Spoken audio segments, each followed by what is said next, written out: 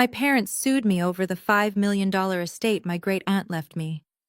They sat in the courtroom flanked by expensive lawyers, telling the judge it rightfully belonged to my sister.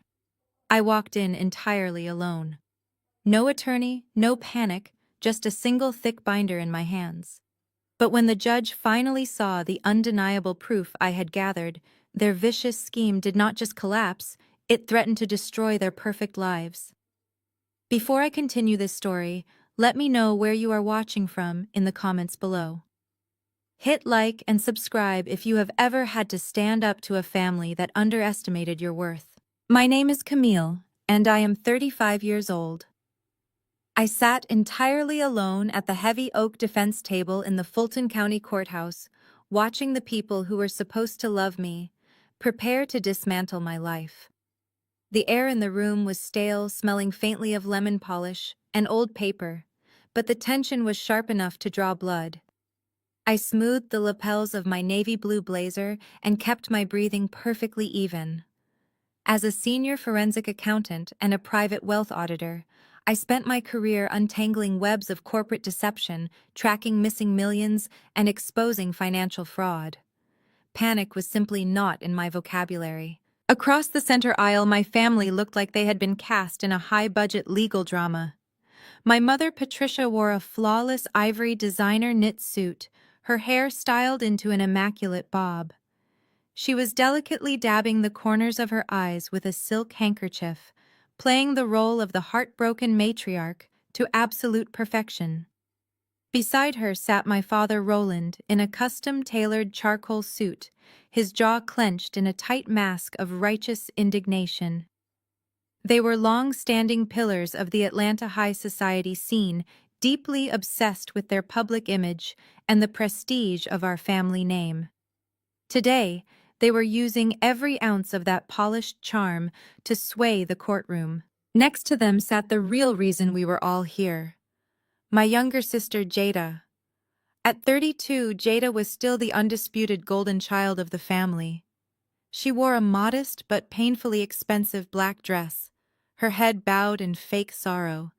She leaned heavily against her husband, Trent, a 35-year-old white man who carried himself with the staggering entitlement of someone who had never been told no. Trent ran a so-called venture capital firm, a flashy title that I knew masked his utter financial incompetence. He sat with his arm draped protectively around Jada, openly smirking at me across the aisle. When our eyes met, he actually winked. He thought this was a game, a minor legal hurdle on his way to securing the massive cash infusion his failing lifestyle desperately needed. They had brought an entire legal team with them. 3 aggressively expensive corporate lawyers in sharp suits buzzed around their table, shuffling through perfectly organized legal pads and whispering strategy. They looked over at me with a mixture of professional pity and predatory amusement. To them, I was just an arrogant, unrepresented daughter, making a foolish mistake by declining counsel.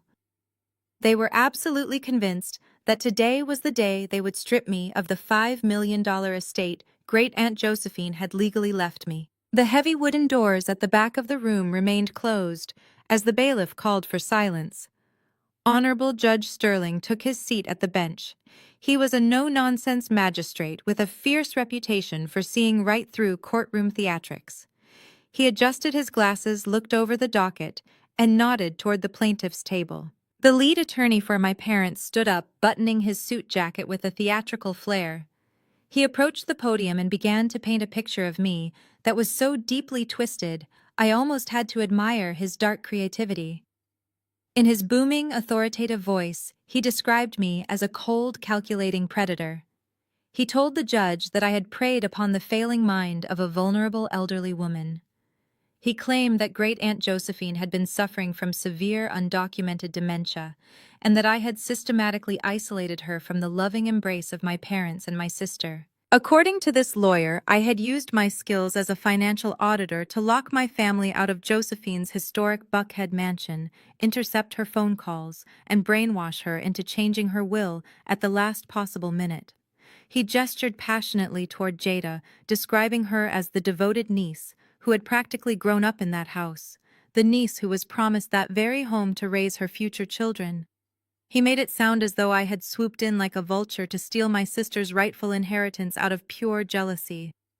He claimed I was a bitter, lonely woman, trying to buy the love my family had freely given to Jada. My mother let out a soft, perfectly timed sob that echoed in the quiet courtroom. My father wrapped a comforting arm around her shoulders, glaring at me with disgusted disappointment. Trent continued to stare at me, his smirk widening as the lawyer drove the final nails into my character. They were putting on a masterclass in manipulation. It was the exact same toxic dynamic I had endured my entire life, just magnified and playing out under oath. They expected me to react the way I used to when I was a defenseless teenager. They wanted me to cry, to object out of turn, to look unhinged, angry, and desperate. They desperately wanted me to prove the lawyer right by losing my temper. I did not flinch. I did not break eye contact with the attorney as he spewed his rehearsed lies into the court record. I simply sat straight in my chair, resting my hands flat on the table. Right in front of me sat a single thick black binder. It was not filled with emotional pleas, desperate character references, or fabricated stories. It was filled with bank statements, tax returns, encrypted digital audit trails, and undeniable chronological proof of every dollar that had ever moved through Josephine's accounts. Great-Aunt Josephine had been a shrewd, self-made commercial real estate investor. She never had a day of dementia in her long life. She was sharper at 85 than Trent was at 35, and she saw right through my parents' obsession with status. She knew exactly what she was doing when she left everything to me. Let them tell their stories, I thought to myself, feeling a cold, impenetrable calm settle over my mind. Let them build their fragile house of cards right here in front of the judge. Let my mother weep, let my father posture, and let Trent plan how he was going to spend money that would never belong to him. Because when it was my turn to speak, I was not going to argue with their emotions. I was going to let the numbers speak for me. And the numbers were about to send them into a downward spiral they could never escape. Exactly 2 months before that courtroom showdown, the war officially began on the 40th floor of a glass high-rise in downtown Atlanta. The law offices of Harrison and Associates smelled of rich mahogany, expensive leather, and the heavy, suffocating scent of my family's staggering entitlement. We were gathered for the reading of Great-Aunt Josephine's will. Outside the floor-to-ceiling windows, the city skyline gleamed in the afternoon sun, but inside the private conference room, the atmosphere was suffocatingly tense. My parents, Jada and Trent, had arrived 30 minutes early.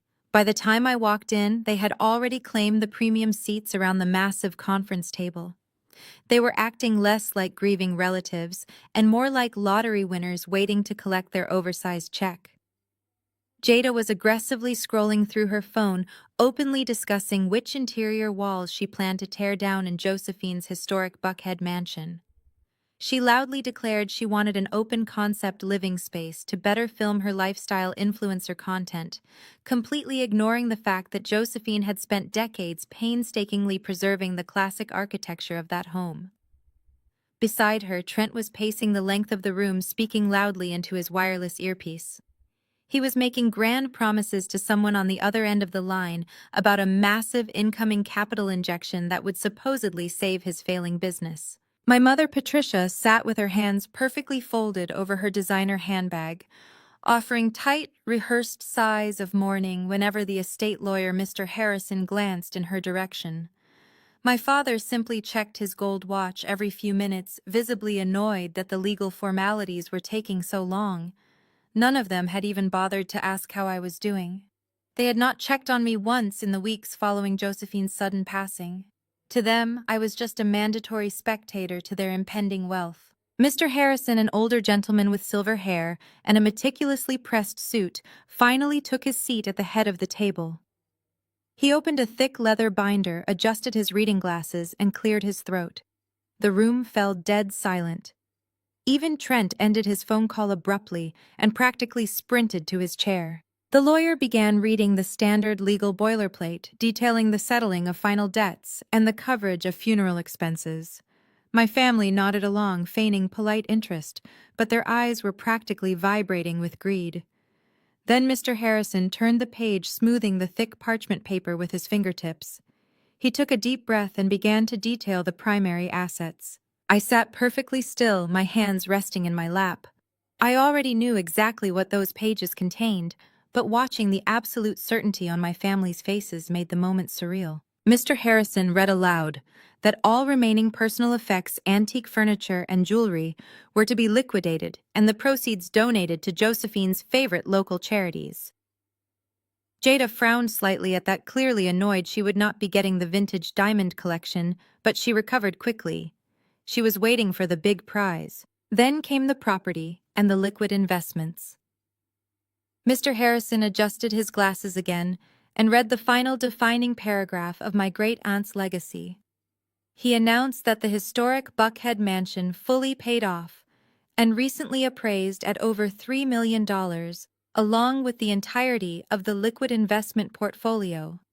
Totaling exactly $2 million were left exclusively to one beneficiary. He looked up from the document, his eyes finding mine across the long table. He spoke my name. Camille. For exactly 3 seconds, the room was so quiet, I could hear the faint hum of the air conditioning vents overhead. My family simply did not process the words. Their brains could not comprehend a reality where Jada was not handed everything on a silver platter. And then the illusion shattered. Jada let out a literal ear-piercing shriek. It was not a cry of grief. It was the visceral, unfiltered sound of a spoiled child having her favorite toy snatched away. She dropped her phone onto the mahogany table with a loud clatter and gripped the armrests of her chair, her eyes wide with shock. She looked at Mr. Harrison, then at my parents, and finally at me, her face twisting into an ugly mask of pure outrage. She demanded the lawyer read it again, screaming that he had made a mistake, that Josephine had promised the house to her. Before Mr. Harrison could even respond, my mother stood up. The elegant, grieving matriarch facade evaporated entirely. Her chair scraped violently against the hardwood floor. She leaned across the wide table, pointing a shaking manicured finger directly in my face. Her voice trembled with a rage I had known my entire life. She commanded me to fix this immediately. She told the lawyer to draft a waiver right there on the spot. She demanded I sign over every single asset to my sister, claiming this was clearly an error caused by a senile old woman who did not know what she was doing. She did not ask me. She did not plead with me. She ordered me. And then came the true motivation tumbling out of her mouth in her moment of blind panic. She told me that I had a stable job and a decent apartment, but Jada had a certain standard of living to maintain. Furthermore, she declared Trent's startup company needed emergency capital this week, and the family had been counting on liquidating Josephine's portfolio to keep his business afloat. It was a stunning admission of their parasitic intentions, spoken right in front of the estate lawyer. They were not just planning to take Josephine's legacy, they were going to feed it directly into Trent's sinking ship of a career. I looked at my mother's shaking finger. I looked at Jada, whose chest was heaving with indignation. I looked at my father, who was staring at me with cold, unspoken pressure, expecting me to immediately fold. I uncrossed my legs, placed my hands flat on the table, and looked directly into my mother's furious eyes. I kept my voice incredibly soft, perfectly steady, and devoid of any emotion. I simply said no. The single word hit the room like a physical blow. Jada gasped. My mother's mouth dropped open in genuine shock. I had never spoken to them with such absolute, unyielding defiance. That was when Trent decided to intervene. He stood up slowly, pushing his chair back. He walked around the large conference table, his heavy footsteps echoing in the quiet room. He came to stand directly behind my chair. As a tall, broad-shouldered white man who was used to throwing his weight around, he intentionally invaded my personal space. He leaned down, placing both of his hands heavily on the back of my chair, trapping me in my seat. I could smell the sharp, expensive cologne he wore specifically to mask the scent of his own desperation. He lowered his head until his mouth was inches from my ear. He completely ignored the presence of the lawyer. He dropped the charming, affable son-in-law act he usually performed for my parents. His voice was a harsh, venomous whisper. He told me that I had exactly 24 hours to fix this clerical error. He said if I did not sign the waiver by this time tomorrow, he and my parents would make it their personal mission to destroy my life. He threatened to drag my name through the mud, to tie me up in litigation until I was bankrupt, and to ensure I never had a moment of peace again.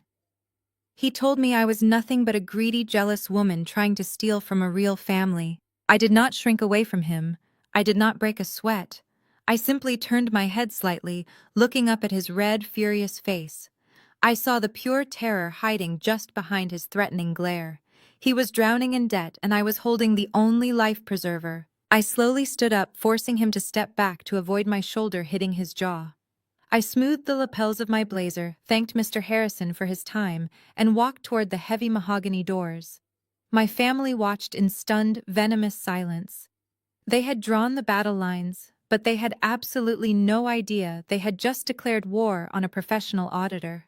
And I was going to use their own toxic history to bury them. As I stepped out of the heavy mahogany doors of the law firm and walked down the quiet carpeted hallway, Trent's venomous whisper still buzzed in my ears. He had called me a greedy, jealous woman trying to steal from a real family. The sheer audacity of that statement was staggering, but it was far from surprising. It was the exact same script my parents had been reciting for over 3 decades. For my entire life, the rules of our household were divided by a massive, unbreachable wall. Whenever I established a basic personal boundary, I was immediately branded as selfish, difficult, and toxic. But whenever Jada made an outrageous financial demand, it was instantly classified as a dire family emergency that required everyone to sacrifice. I stepped into the empty elevator and pressed the button for the lobby. The smooth descent of the glass cab mirrored the way my mind was plunging into the past. Trent's threat had not sparked fear, but it had unlocked a vault of memories I usually kept sealed. My mind flashed back to a humid Tuesday afternoon exactly 5 years ago. I was sitting at a scratched laminate desk in my tiny starter apartment. My eyes were burning from staring at spreadsheets all day, but my heart was pounding with absolute triumph. I had just clicked the final submit button on my bank portal, transferring my entire life savings to wipe out the last $45,000 of my student loans. I had worked 80-hour weeks at the accounting firm, skipping vacations and eating cheap meals just to claw my way out of debt. I watched my account balance drop to exactly $214, but I had never felt richer. I was finally free. My parents had invited me over to their sprawling brick estate in Alpharetta that evening for what they claimed was a simple family dinner. I drove my 10-year-old rattling Honda Civic through their gated neighborhood, practically vibrating with excitement to share my massive accomplishment. I thought that maybe just this once my father would look at me with genuine pride. I thought my mother would finally acknowledge my hard work. Instead, I turned the corner onto their manicured street and was forced to slam on my brakes. Blocking the circular driveway was a brand new, pristine white Mercedes-Benz sedan.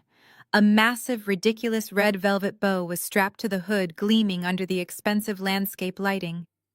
Jada was jumping up and down on the front lawn, screaming at the top of her lungs. Trent, who was only her fiancé at the time, was loudly popping a bottle of champagne, spraying it over the perfectly trimmed hedges. My father was beaming, holding a video camera, while my mother stood by the driver's side door, dangling a set of shiny keys like a prize model. I parked my beat-up car on the street and walked slowly up the driveway. The contrast was physically nauseating. Just 3 months prior to that day, my Honda's transmission had blown. I had swallowed my pride and asked my father for a $2,000 loan to fix it so I could get to work. Roland had sat me down in his leather armchair, given me a harsh lecture on financial responsibility, and told me that struggle builds character. He flatly refused forcing me to take on a high-interest credit card to cover the repair. Yet here he was, watching my mother hand Jada the keys to an $80,000 luxury vehicle. I walked up to Patricia as she wiped a tear of joy from her perfectly powdered cheek. I told her, my voice shaking slightly, that I had just paid off the last of my student loans. I wanted just a fraction of the celebration they were giving Jada. My mother barely even looked at me. She kept her eyes glued to Jada, who was busy taking selfies behind the steering wheel. Patricia waved her hand dismissively and told me that was nice, but I needed to keep my voice down so I did not ruin my sister's special moment. She explained that since Jada was getting married, she needed a reliable and safe vehicle that reflected the status of her new chapter. My master's degree, which funded my entire independent life, was treated as a selfish indulgence. Jada's vanity was treated as a vital necessity. That was not an isolated incident. It was the blueprint of our entire family dynamic.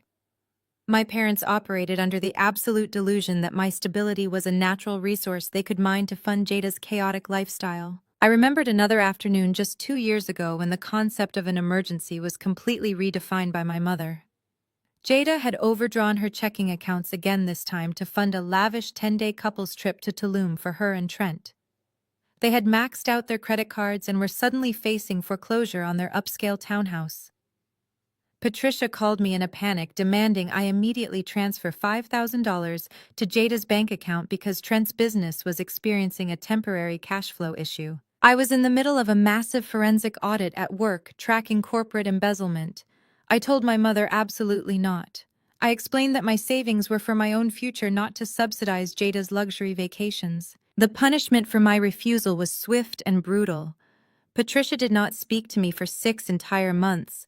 She formally uninvited me from the family Thanksgiving dinner. Worse, she weaponized my absence. She spent the entire holiday telling our extended family, the aunts, uncles, and cousins of our tight-knit church community, that I was financially abusing my sister. She painted a picture of me as a bitter, greedy woman who hoarded her wealth while watching her own flesh and blood face homelessness.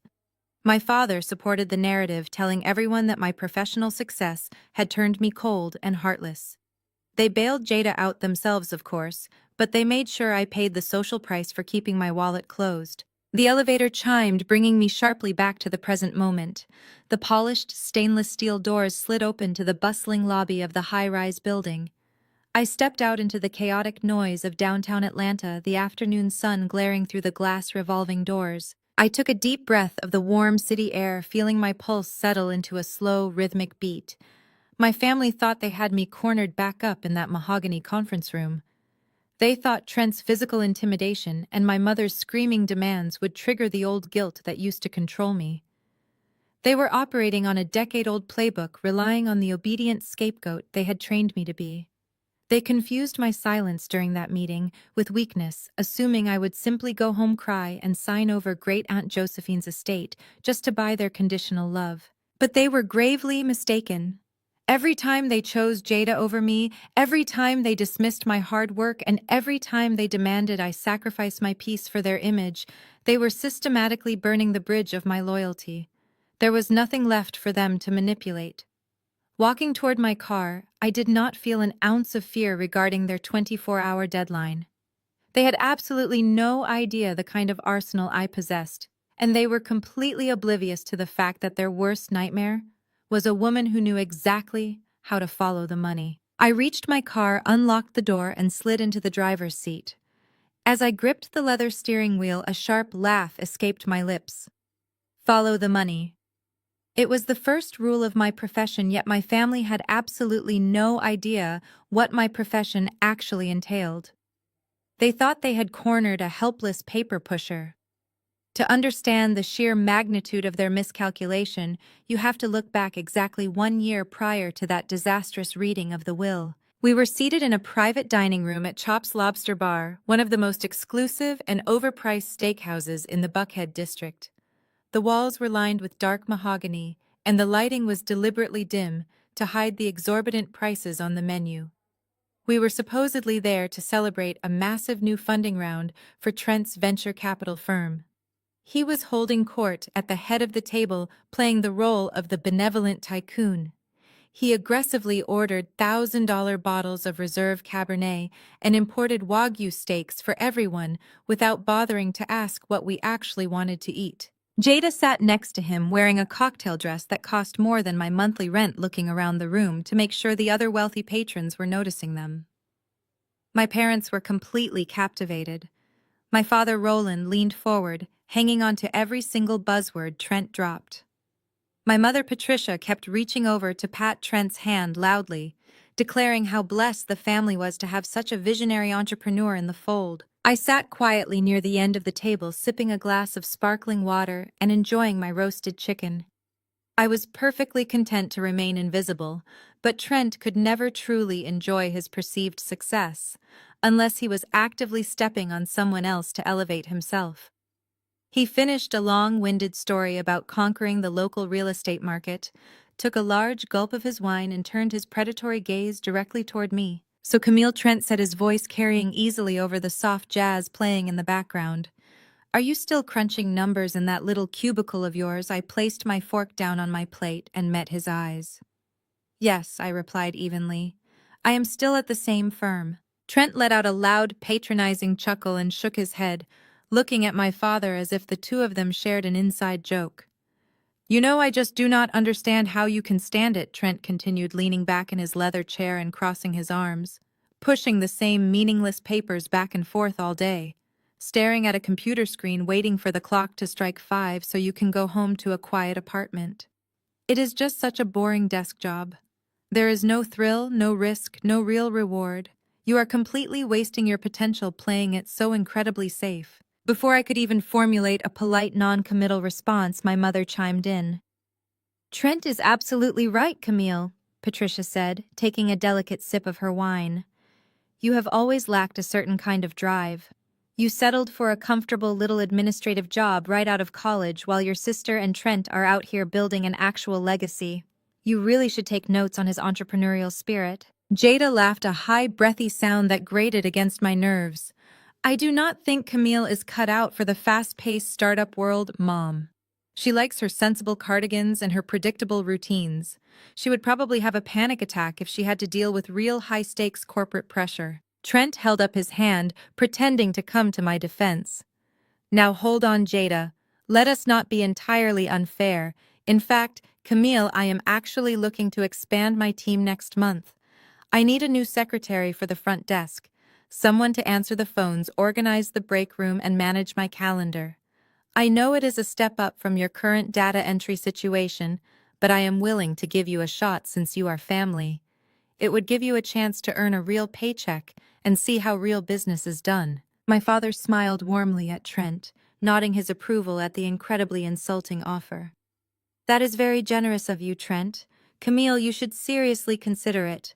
It would be a wonderful opportunity for you to finally get out of your rut and learn from someone who knows how to generate actual wealth." I looked around the table at the four of them.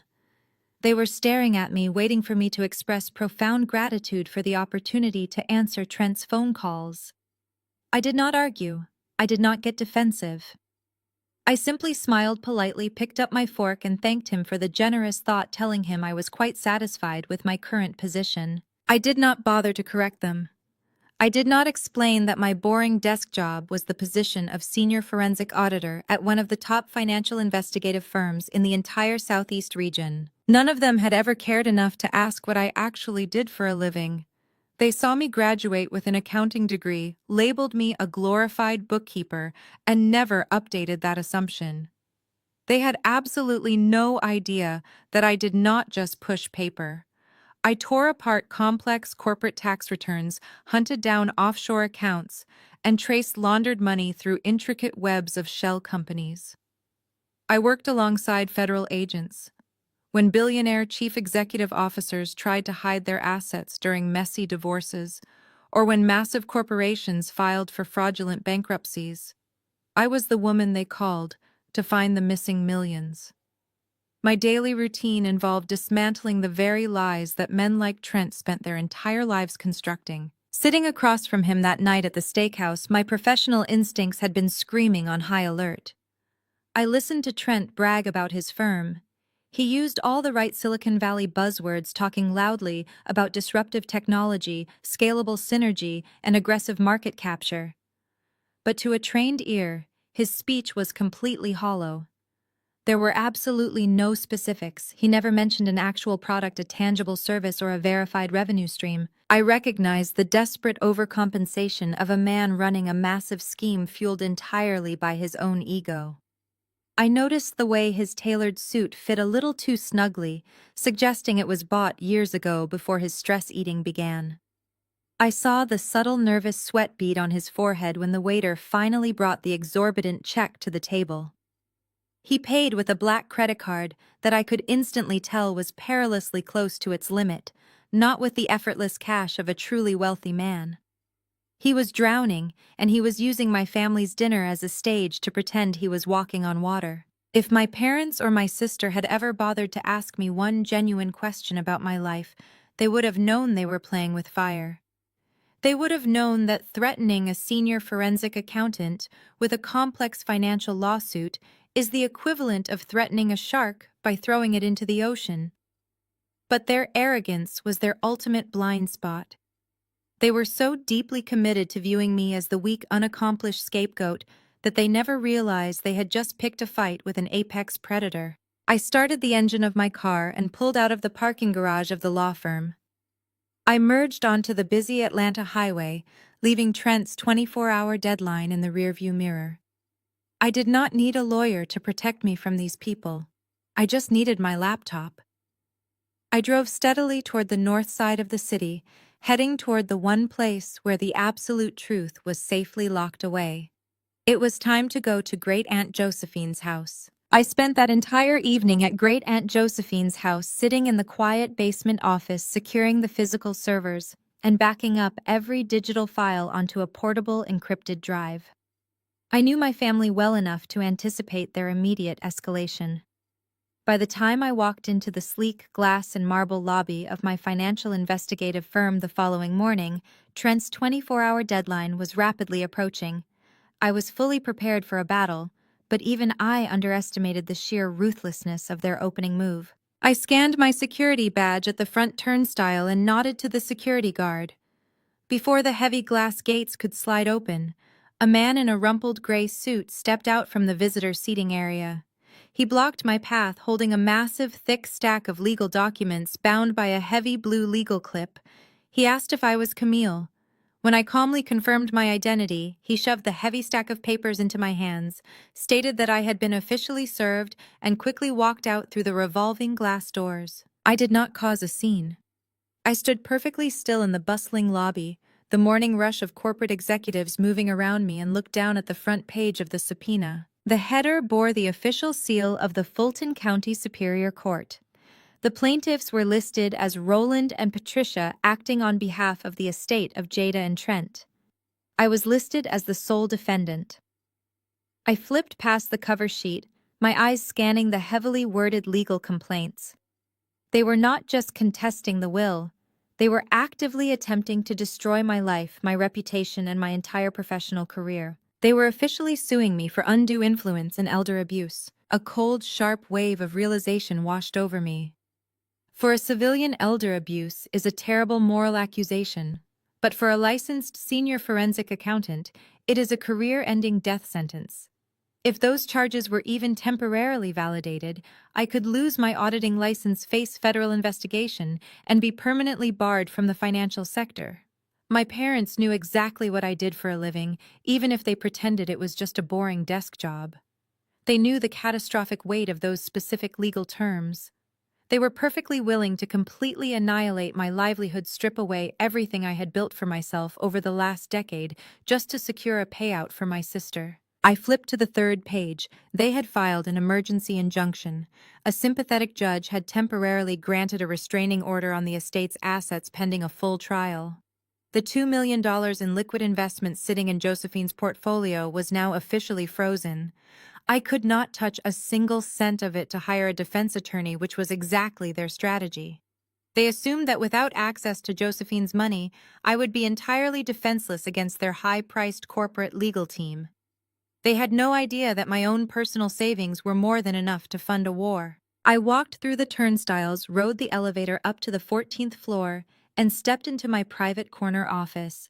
I dropped the massive stack of lies onto my pristine mahogany desk. Before I could even sit down, my cell phone began to vibrate violently against the wooden surface. The caller identification displayed my mother's name. I let it ring. It stopped, then immediately buzzed again with a notification for a new voicemail. I took off my navy blazer, draped it over the back of my ergonomic chair, and sat down. I pressed play and put the phone on speaker. Patricia's voice filled the quiet, sunlit space of my office. It did not sound like the voice of a grieving mother or a concerned family matriarch. It was dripping with absolute venom, frantic desperation, and a breathtaking level of entitlement. Camille. My mother began, her voice shaking with barely contained rage. We gave you a chance to do the right thing quietly. We gave you the opportunity to fix this terrible mistake without dragging our good family name into the mud. But since you want to be stubborn, since you insist on being the same selfish, difficult girl you have always been, we are going to let the courts handle your overwhelming greed. I leaned back in my chair, resting my fingertips together, listening to her weave her delusions. You have absolutely no idea what you are doing to your sister. Patricia continued, her tone escalating into a shrill accusation. Trent's primary investors are threatening to pull out by the end of the week. Jada was crying all night long. Her marriage is literally falling apart because of your selfishness. Trent is under an immense amount of pressure, and he cannot be expected to support a family when his own sister-in-law is actively stealing their financial foundation. I let out a slow, quiet breath. There it was, the absolute, unfiltered truth hidden beneath the legal jargon. This lawsuit had nothing to do with honoring Great Aunt Josephine's wishes, and it had nothing to do with Jada deserving a historic house. Trent was completely broke. His venture capital firm was a hollow shell, his investors were jumping ship, and his marriage to Jada was hanging by a precarious financial thread. My sister's lavish, picture-perfect influencer lifestyle was entirely funded by Trent's illusions, and the money had finally run out. My parents were sacrificing me on a legal altar to provide a multi-million-dollar bailout fund to save Jada from the embarrassment of a public divorce. The voicemail was not over. Patricia took a deep, ragged breath to deliver her final ultimatum. If you do not call our lawyers by noon today and sign the waiver surrendering that inheritance, you are dead to me. You are permanently banned from this family. Do not show up at Thanksgiving. Do not call your father. Do not ever expect us to be there for you when your lonely, miserable life finally falls apart. You either save your sister's marriage right now, or you are nothing to us. The audio clicked and the line went dead. Silence rushed back into my office. For a long moment, the only sound was the faint hum of the city traffic 14 floors below. A younger version of me, the desperate 20-year-old girl who used to drain her savings just to buy a fraction of their approval, might have broken down in tears. That girl might have picked up the phone, called their lawyers, and signed away $5 million just to stop the unbearable weight of her mother's rejection. But that girl was gone. She had been slowly starved to death by decades of their conditional love and blatant hypocrisy. I looked down at the subpoena sitting on my desk, the bold black letters screaming their fabricated charges of elder abuse. My mother thought her voicemail was a devastating emotional blow. She thought the threat of being banned from the family would bring me to my knees. She completely failed to realize that she was not threatening me with an exile. She was finally handing me my freedom. I picked up my phone and deleted the voicemail. I did not shed a single tear, and I certainly did not call their lawyers. Instead, I opened my laptop and logged into my firm's secure database. If they wanted to play a high-stakes game of financial ruin, I was going to give them exactly what they asked for. I drafted an email to my senior partners requesting an immediate, indefinite leave of absence to handle a complex personal legal matter. I packed my laptop into my leather briefcase. They had frozen the liquid assets, but they could not freeze the truth. It was time to return to the Buckhead mansion. I needed to prepare the physical evidence, and I knew exactly where Trent and Jada would strike next, now that they thought I was legally paralyzed. The drive from the bustling financial district of downtown Atlanta to the quiet, affluent neighborhood of Buckhead always felt like crossing into a different world. I navigated my car away from the towering glass skyscrapers and turned onto the winding, tree-lined streets, shaded by ancient weeping oaks. The manicured lawns and sprawling estates of this zip code were designed to project old money and untouchable peace.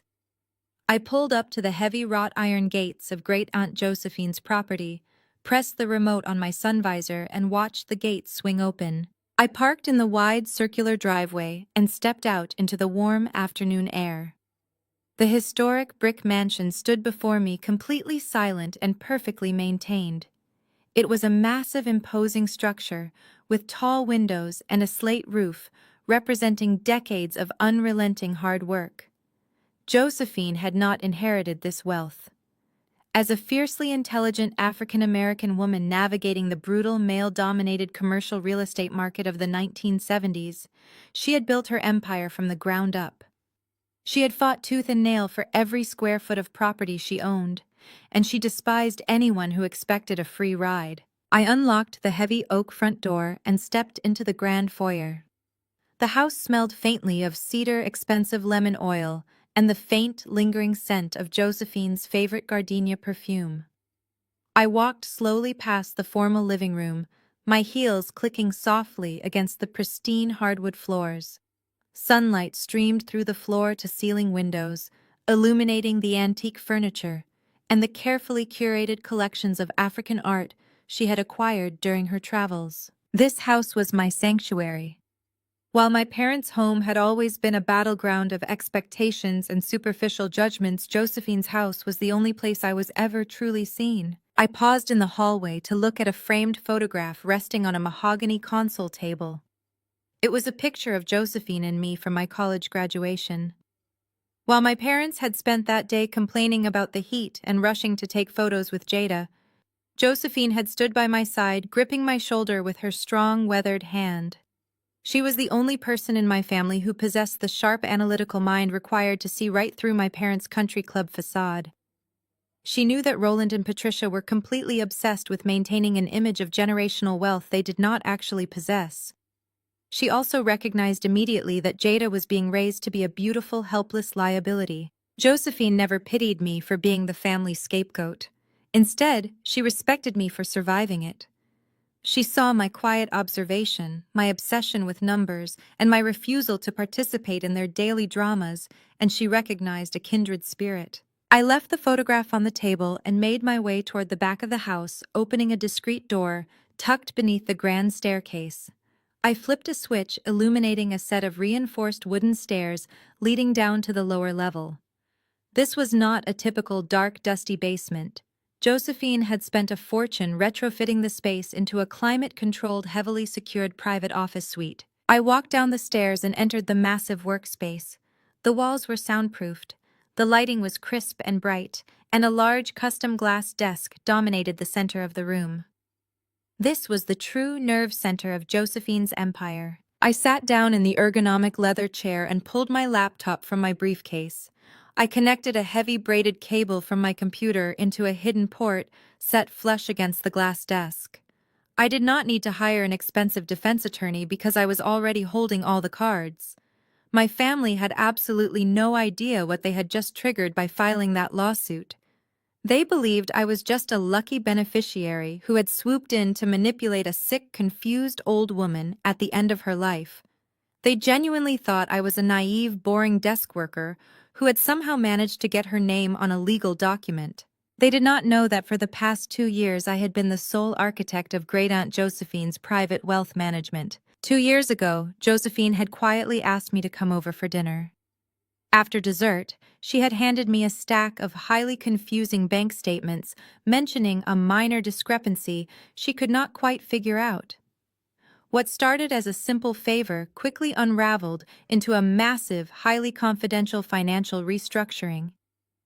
Josephine had realized that her health was beginning to decline, not her mind, but her physical mobility. She needed someone she could trust implicitly to protect her liquid assets from the very people who were now suing me. I opened my laptop screen and typed in a complex sequence of passwords. A secondary prompt appeared, and I pressed my thumb against the biometric scanner. Deep inside a reinforced server rack tucked behind a false wall in the basement, the heavily encrypted financial servers I had personally built for Josephine hummed to life. The monitors on the desk glowed brightly, displaying real-time dashboards, complex routing algorithms, and thousands of lines of organized financial data.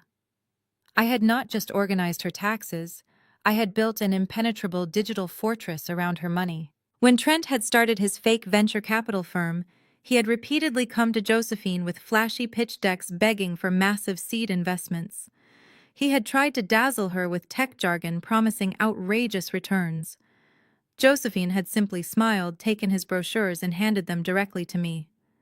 Behind the scenes, I had run full forensic audits on his proposed business models, quickly proving to Josephine that his company was nothing more than a localized Ponzi scheme designed to fund his and Jada's luxury vacations. When my parents had tried to convince Josephine to grant them power of attorney under the guise of helping her manage her properties, I was the one who drafted the irrevocable trust documents that legally blocked them from touching her real estate. My family thought they had delivered a devastating tactical strike this morning. They thought that by convincing a judge to grant an emergency injunction, they had effectively paralyzed me. They assumed that freezing the $2 million in probate assets meant I had no resources to fight back. They thought they had locked me out of the castle. I looked at the glowing screens, a cold smile spreading across my face. They had frozen the surface-level checking accounts, but they had absolutely no idea that every single historical transaction, every bank wire, every deleted text message regarding their financial extortion attempts, and every recorded conversation Josephine had documented was securely housed right in front of me. They were attempting to frame me for elder abuse, completely oblivious to the fact that they were suing the exact woman who had actively investigated and documented their own ongoing financial crimes against that very elder. I cracked my knuckles, the sharp sound echoing in the quiet, climate-controlled room. I opened a master ledger file labeled with Trent's name and began running a cross-referencing script against public bankruptcy filings. My mother had warned me that I was dead to the family unless I surrendered the inheritance. I was about to show her what it looked like when a forensic accountant decided to legally and financially bury a family of parasites. I spent the next 2 hours pulling specific, undeniable proof of Trent's insolvency and my parents' desperate cash grabs. I organized the data into clean, undeniable spreadsheets. The story the numbers told was beautiful in its absolute brutality. I was just finishing a data export when I heard the distinct, heavy rumble of a large diesel engine echoing down through the floorboards from the driveway above. I paused, listening carefully as the air brakes of a large commercial truck hissed loudly outside the mansion. I glanced at the security camera feed displayed on my secondary monitor. A massive moving truck had just backed into Josephine's pristine circular driveway, crushing a row of perfectly manicured hydrangeas. The passenger door swung open, and Trent hopped out holding a clipboard and looking incredibly smug. They really thought they had won. They thought the frozen assets meant the house was theirs for the taking. I calmly saved my files, locked the encrypted servers, and closed my laptop. It was time to go upstairs and welcome my brother-in-law to the property. I walked up the wooden stairs from the climate-controlled basement, my footsteps completely silent against the thick carpet. As I reached the main floor, the heavy, chaotic sounds from outside grew louder. The deep rumble of the diesel engine vibrated through the floorboards, followed by the metallic clatter of the truck's loading ramp hitting the paved driveway. Through the sheer curtains of the formal dining room, I could see the massive white moving truck blocking the entire circular drive. 2 burly men in matching gray uniforms were already unstrapping a ridiculous oversized white velvet sectional sofa. It was exactly the kind of impractical, trendy furniture Jada bought to make her life look expensive on the internet. I moved quietly into the grand foyer. Through the sidelight windows framing the front door, I watched Trent march up the brick steps. He was holding a clipboard, wearing a tight polo shirt and expensive sunglasses, acting like he was overseeing a multi-million-dollar construction site. Right behind him was a man in a faded denim work shirt carrying a heavy-duty toolbox. The locksmith. Trent pointed directly at Great-Aunt Josephine's custom-imported solid oak front door. He said something to the locksmith, gesturing aggressively toward the brass deadbolt. The locksmith nodded, set his heavy metal toolbox down on the pristine welcome mat, and pulled out an industrial power drill.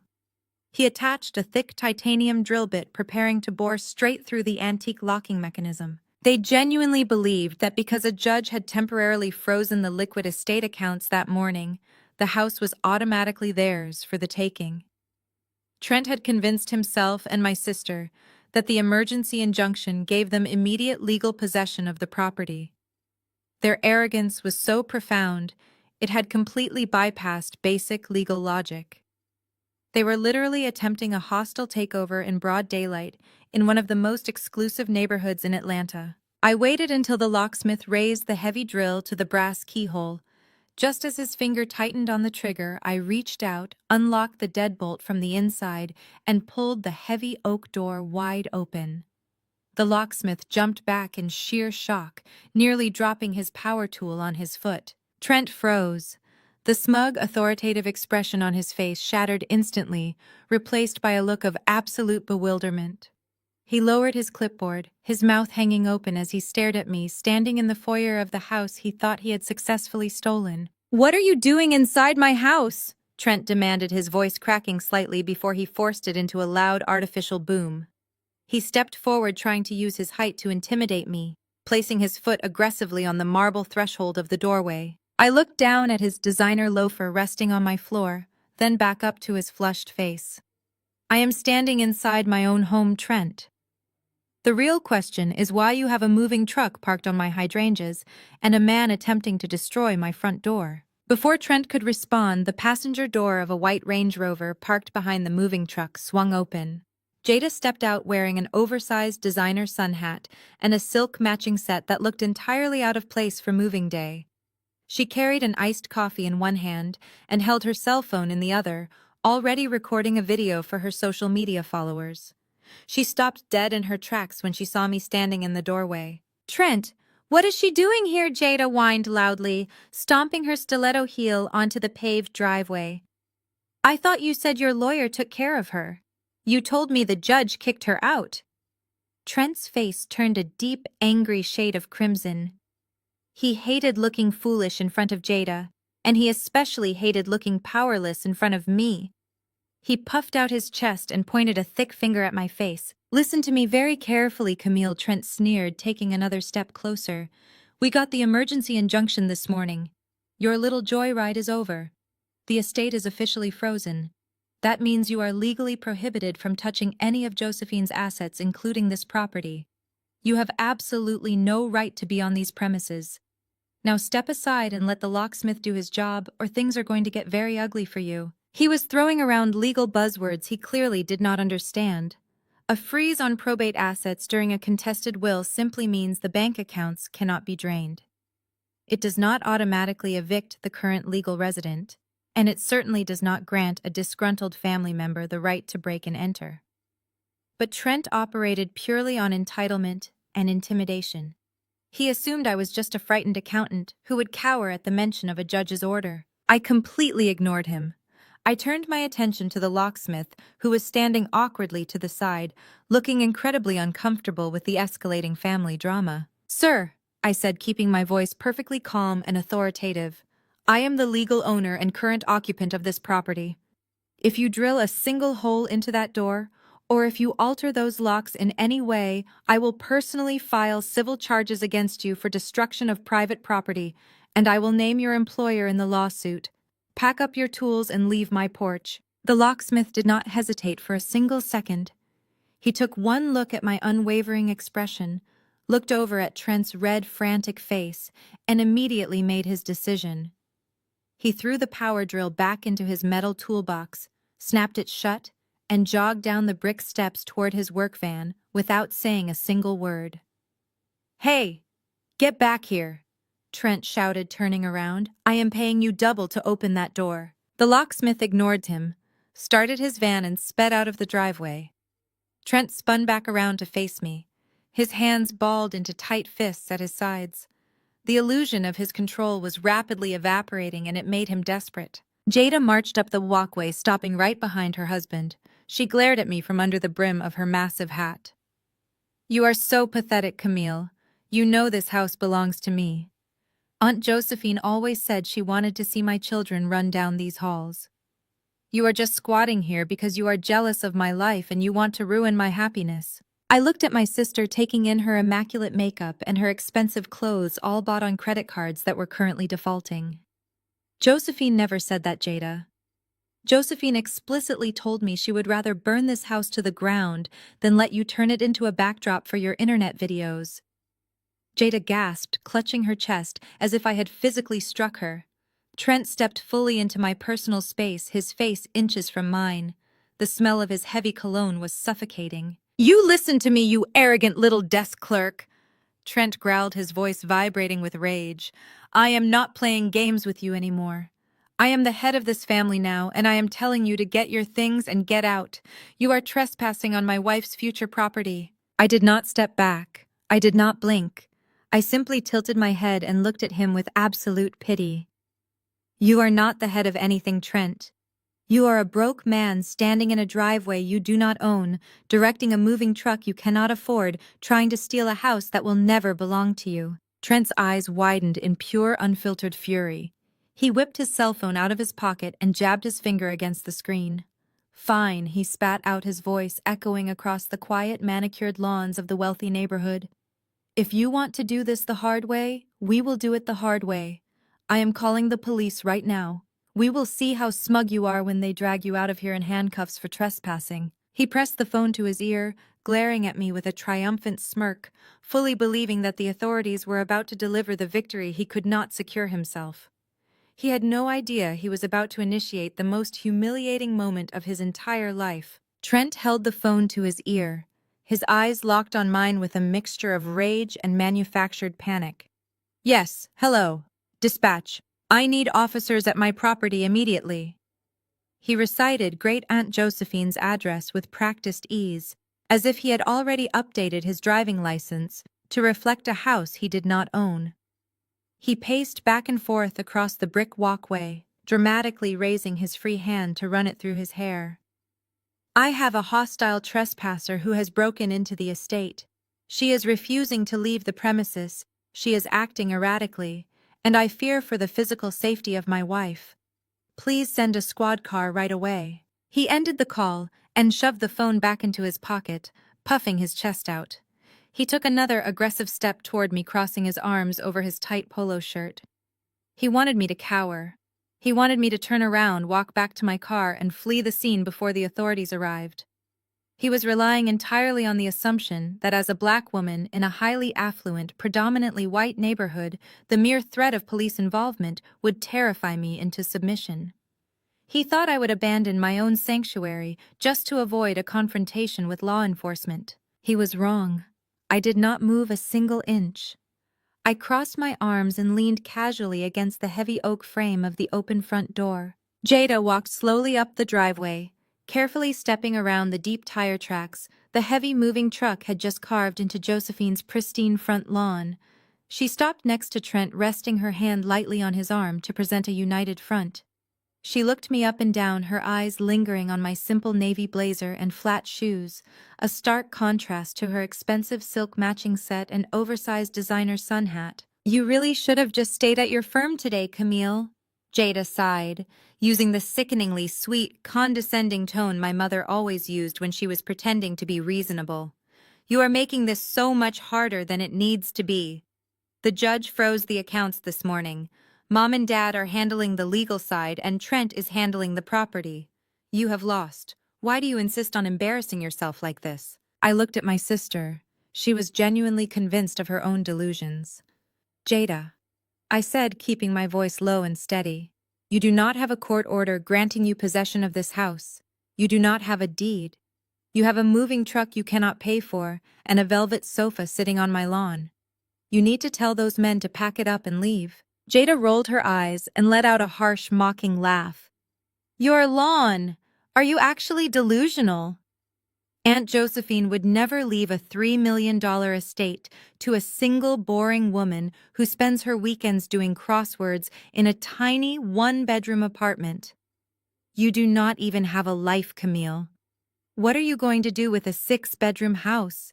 You cannot afford the property taxes, you cannot afford the landscaping, and you certainly cannot afford the upkeep." She gestured grandly toward the massive brick facade of the mansion behind me. "This house belongs to me. It is meant for a real family. Trent and I are going to raise our future children here. We are going to host galas in that dining room. We are going to bring life back into this place. You are just squatting here because you have always been violently jealous of everything I have. You are trying to steal my future because you do not have one of your own." The sheer psychological projection was staggering. Jada was standing on the precipice of total financial ruin. Her husband's business was a massive fraud, and she was actively defaulting on her credit cards, yet she was lecturing me about my ability to afford property taxes. Trent sneered, stepping slightly in front of Jada to play the protective husband. Do not waste your breath explaining reality to her, babe. She is just bitter. She has always been the black sheep of the family, and now she is throwing a tantrum because her little scheme to manipulate an old woman got exposed. The police are going to be here any minute. They will drag her off the property and we can finally get our furniture inside. Down in the driveway, the two burly movers were standing awkwardly near the back of their truck. They had lowered the heavy white velvet sectional sofa halfway down the metal ramp and were currently holding it suspended in the air. The taller mover wiped sweat from his forehead and called out to Trent. Hey, buddy, we charge by the hour. Do you want us to bring this couch inside or what? Leave it right there on the lawn for now, Trent shouted back, waving his hand dismissively. We have to clear out a squatter first. The police are on their way. The movers exchanged a tired look, gently lowered the expensive white sofa directly onto the grass, and walked back to the cab of their truck to wait. The commotion was no longer a private family dispute. In a neighborhood as quiet and exclusive as this part of Buckhead, noise was a highly noticeable offense. I saw the heavy velvet curtains part in the window of the mansion across the street. Mrs. Gable, a retired socialite who had known Great-Aunt Josephine for 30 years, was standing in her living room, watching the entire spectacle unfold. For my entire life, my parents had drilled into me the absolute importance of maintaining a flawless public image. We were taught to never raise our voices, to never air dirty laundry, and to always present a picture of perfect, successful Black excellence to the outside world. Yet here were their chosen golden children, screaming on a front lawn and treating a multi-million-dollar estate like a cheap reality television set. Trent noticed the neighbors watching and puffed his chest out even further. He wanted an audience. He wanted everyone to see him asserting his dominance, playing the role of the wealthy homeowner dealing with a nuisance. He turned back to me, his face red and slick with sweat in the afternoon heat. This is your last chance to walk away with whatever dignity you have left, Camille, he warned, his voice booming across the lawn. When those officers get here, I am pressing full charges. I will have you arrested for trespassing, breaking and entering, and harassment. I will make sure your precious accounting firm sees your mugshot on the evening news. I smiled. It was a small, cold, terrifyingly calm smile. That is a wonderful plan, Trent, I replied smoothly. I highly encourage you to tell the officers exactly that. I want you to be as loud and clear as possible when you make your official statement. Trent frowned, clearly unsettled by my complete lack of fear. Jada shifted uncomfortably on her stilettos, clutching her designer iced coffee. They were so accustomed to my parents catering to their every demand that they simply could not process a situation where their intimidation tactics failed. A moment later, the distant wail of police sirens pierced the quiet afternoon air.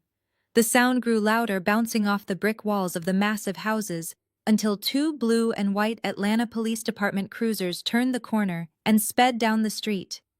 They pulled up sharply in front of the mansion, their tires screeching slightly as they parked directly behind the massive moving truck.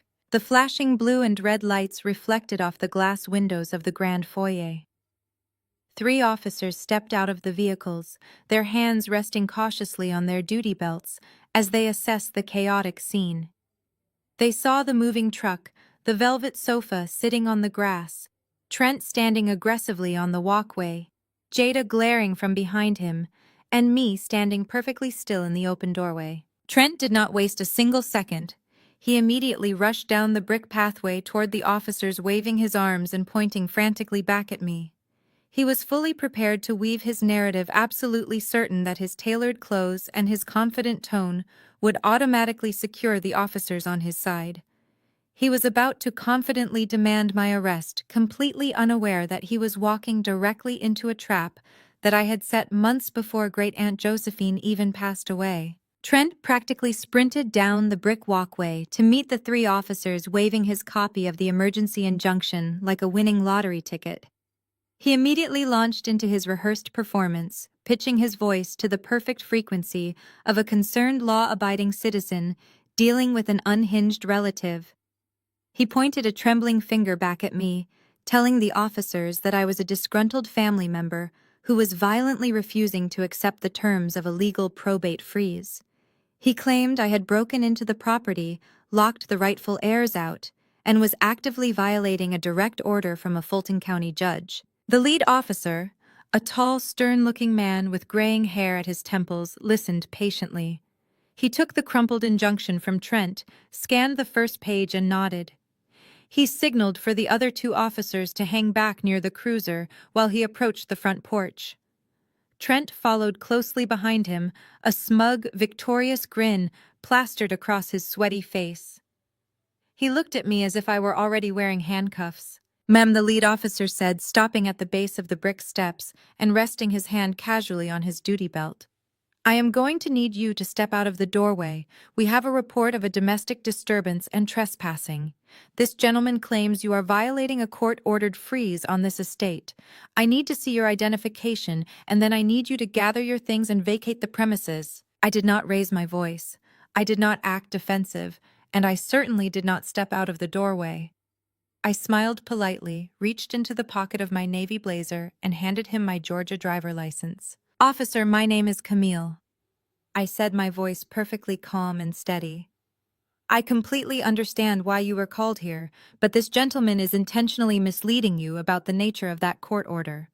The injunction he handed you applies strictly to the liquid assets currently tied up in probate court. It has absolutely zero jurisdiction over this physical address." Trent let out a loud theatrical scoff. "Do not listen to her, officer. She is lying. The house is part of the estate, and the estate is frozen. She has no right to be standing in my foyer." The officer held up a hand to silence Trent, his eyes narrowing slightly as he looked back at me. "Ma'am, if this house belonged to the deceased, and the estate is under an active legal injunction, you cannot occupy the property without the executor's permission." I nodded in agreement. "That would be absolutely correct, officer, if this house belonged to the estate.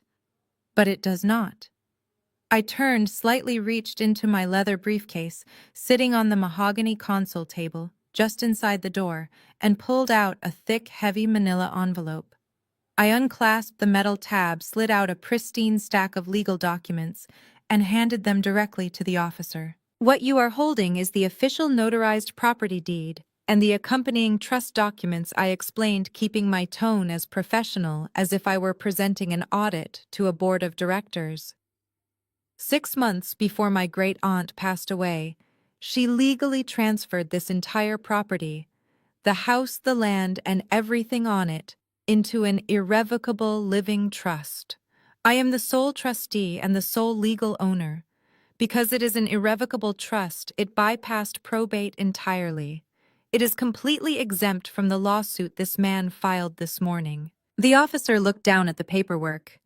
He examined the raised gold seal of the notary public. He checked the official filing stamps from the Fulton County Clerk's office, verifying the dates. He looked at my driver license, confirming my name matched the name of the trustee printed in bold black ink. It did not take a law degree to understand the hierarchy of the documents in front of him. A temporary injunction on probate bank accounts was completely useless against a fully executed pre-existing property deed. The officer handed my license back to me with a respectful nod. He turned slowly around to face Trent. The dynamic on the front lawn shifted so violently, it practically created a sonic boom. "Sir," the officer said, his voice dropping into a harsh, authoritative register, "this injunction you gave me is for bank accounts. It has absolutely nothing to do with this property. This woman is the legal owner of this home. You are the one who is currently trespassing." The color instantly drained from Trent's face. The smug, triumphant grin vanished, replaced by a look of utter hollow shock. His mouth opened and closed a few times, but no sound came out. He stared at the officer, then at the manila envelope in my hand, his brain completely short-circuiting as he tried to process the fact that his massive legal ambush had just been neutralized by a piece of paper I had been holding for half a year. "But my lawyer said the estate was frozen," Trent finally stammered, his voice cracking completely, losing his confident, booming bravado.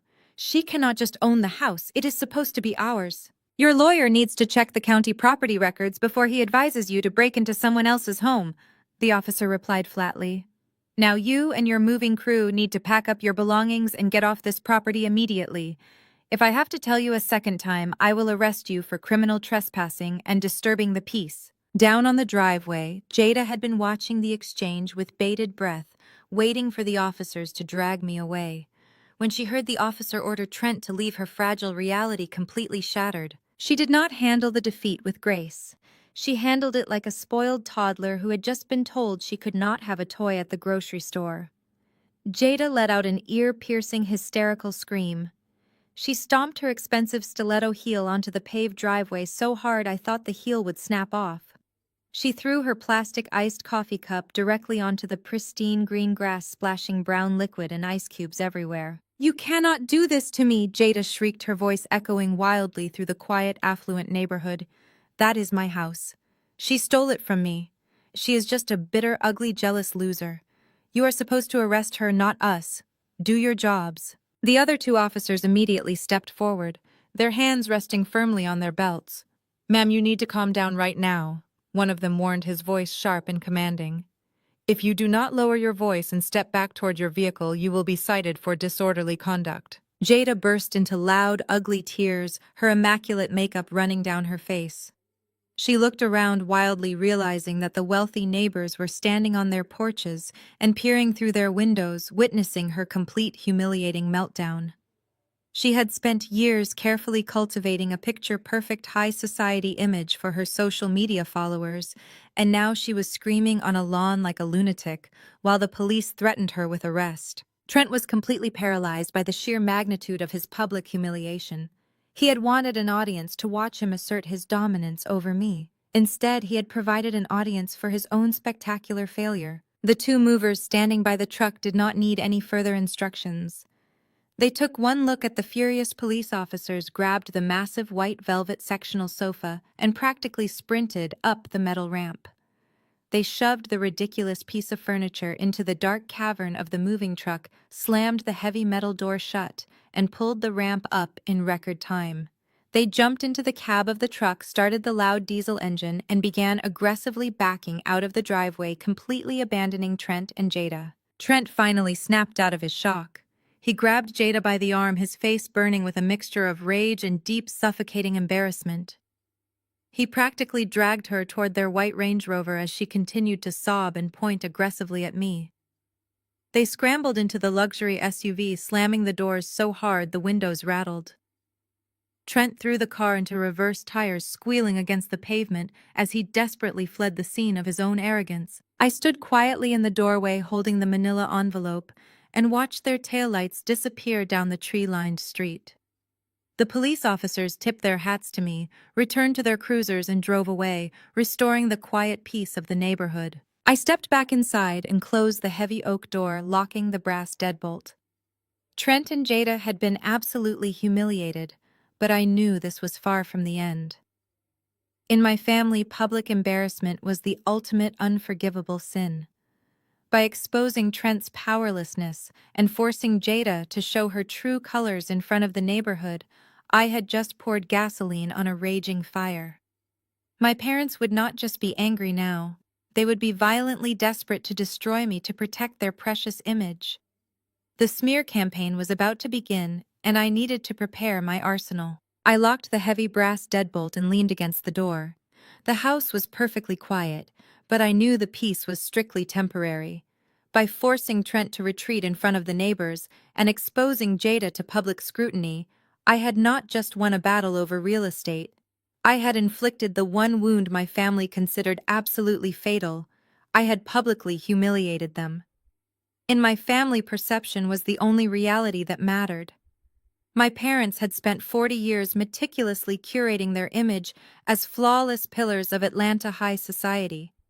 Now their chosen son-in-law had shattered that polished image right on my front lawn.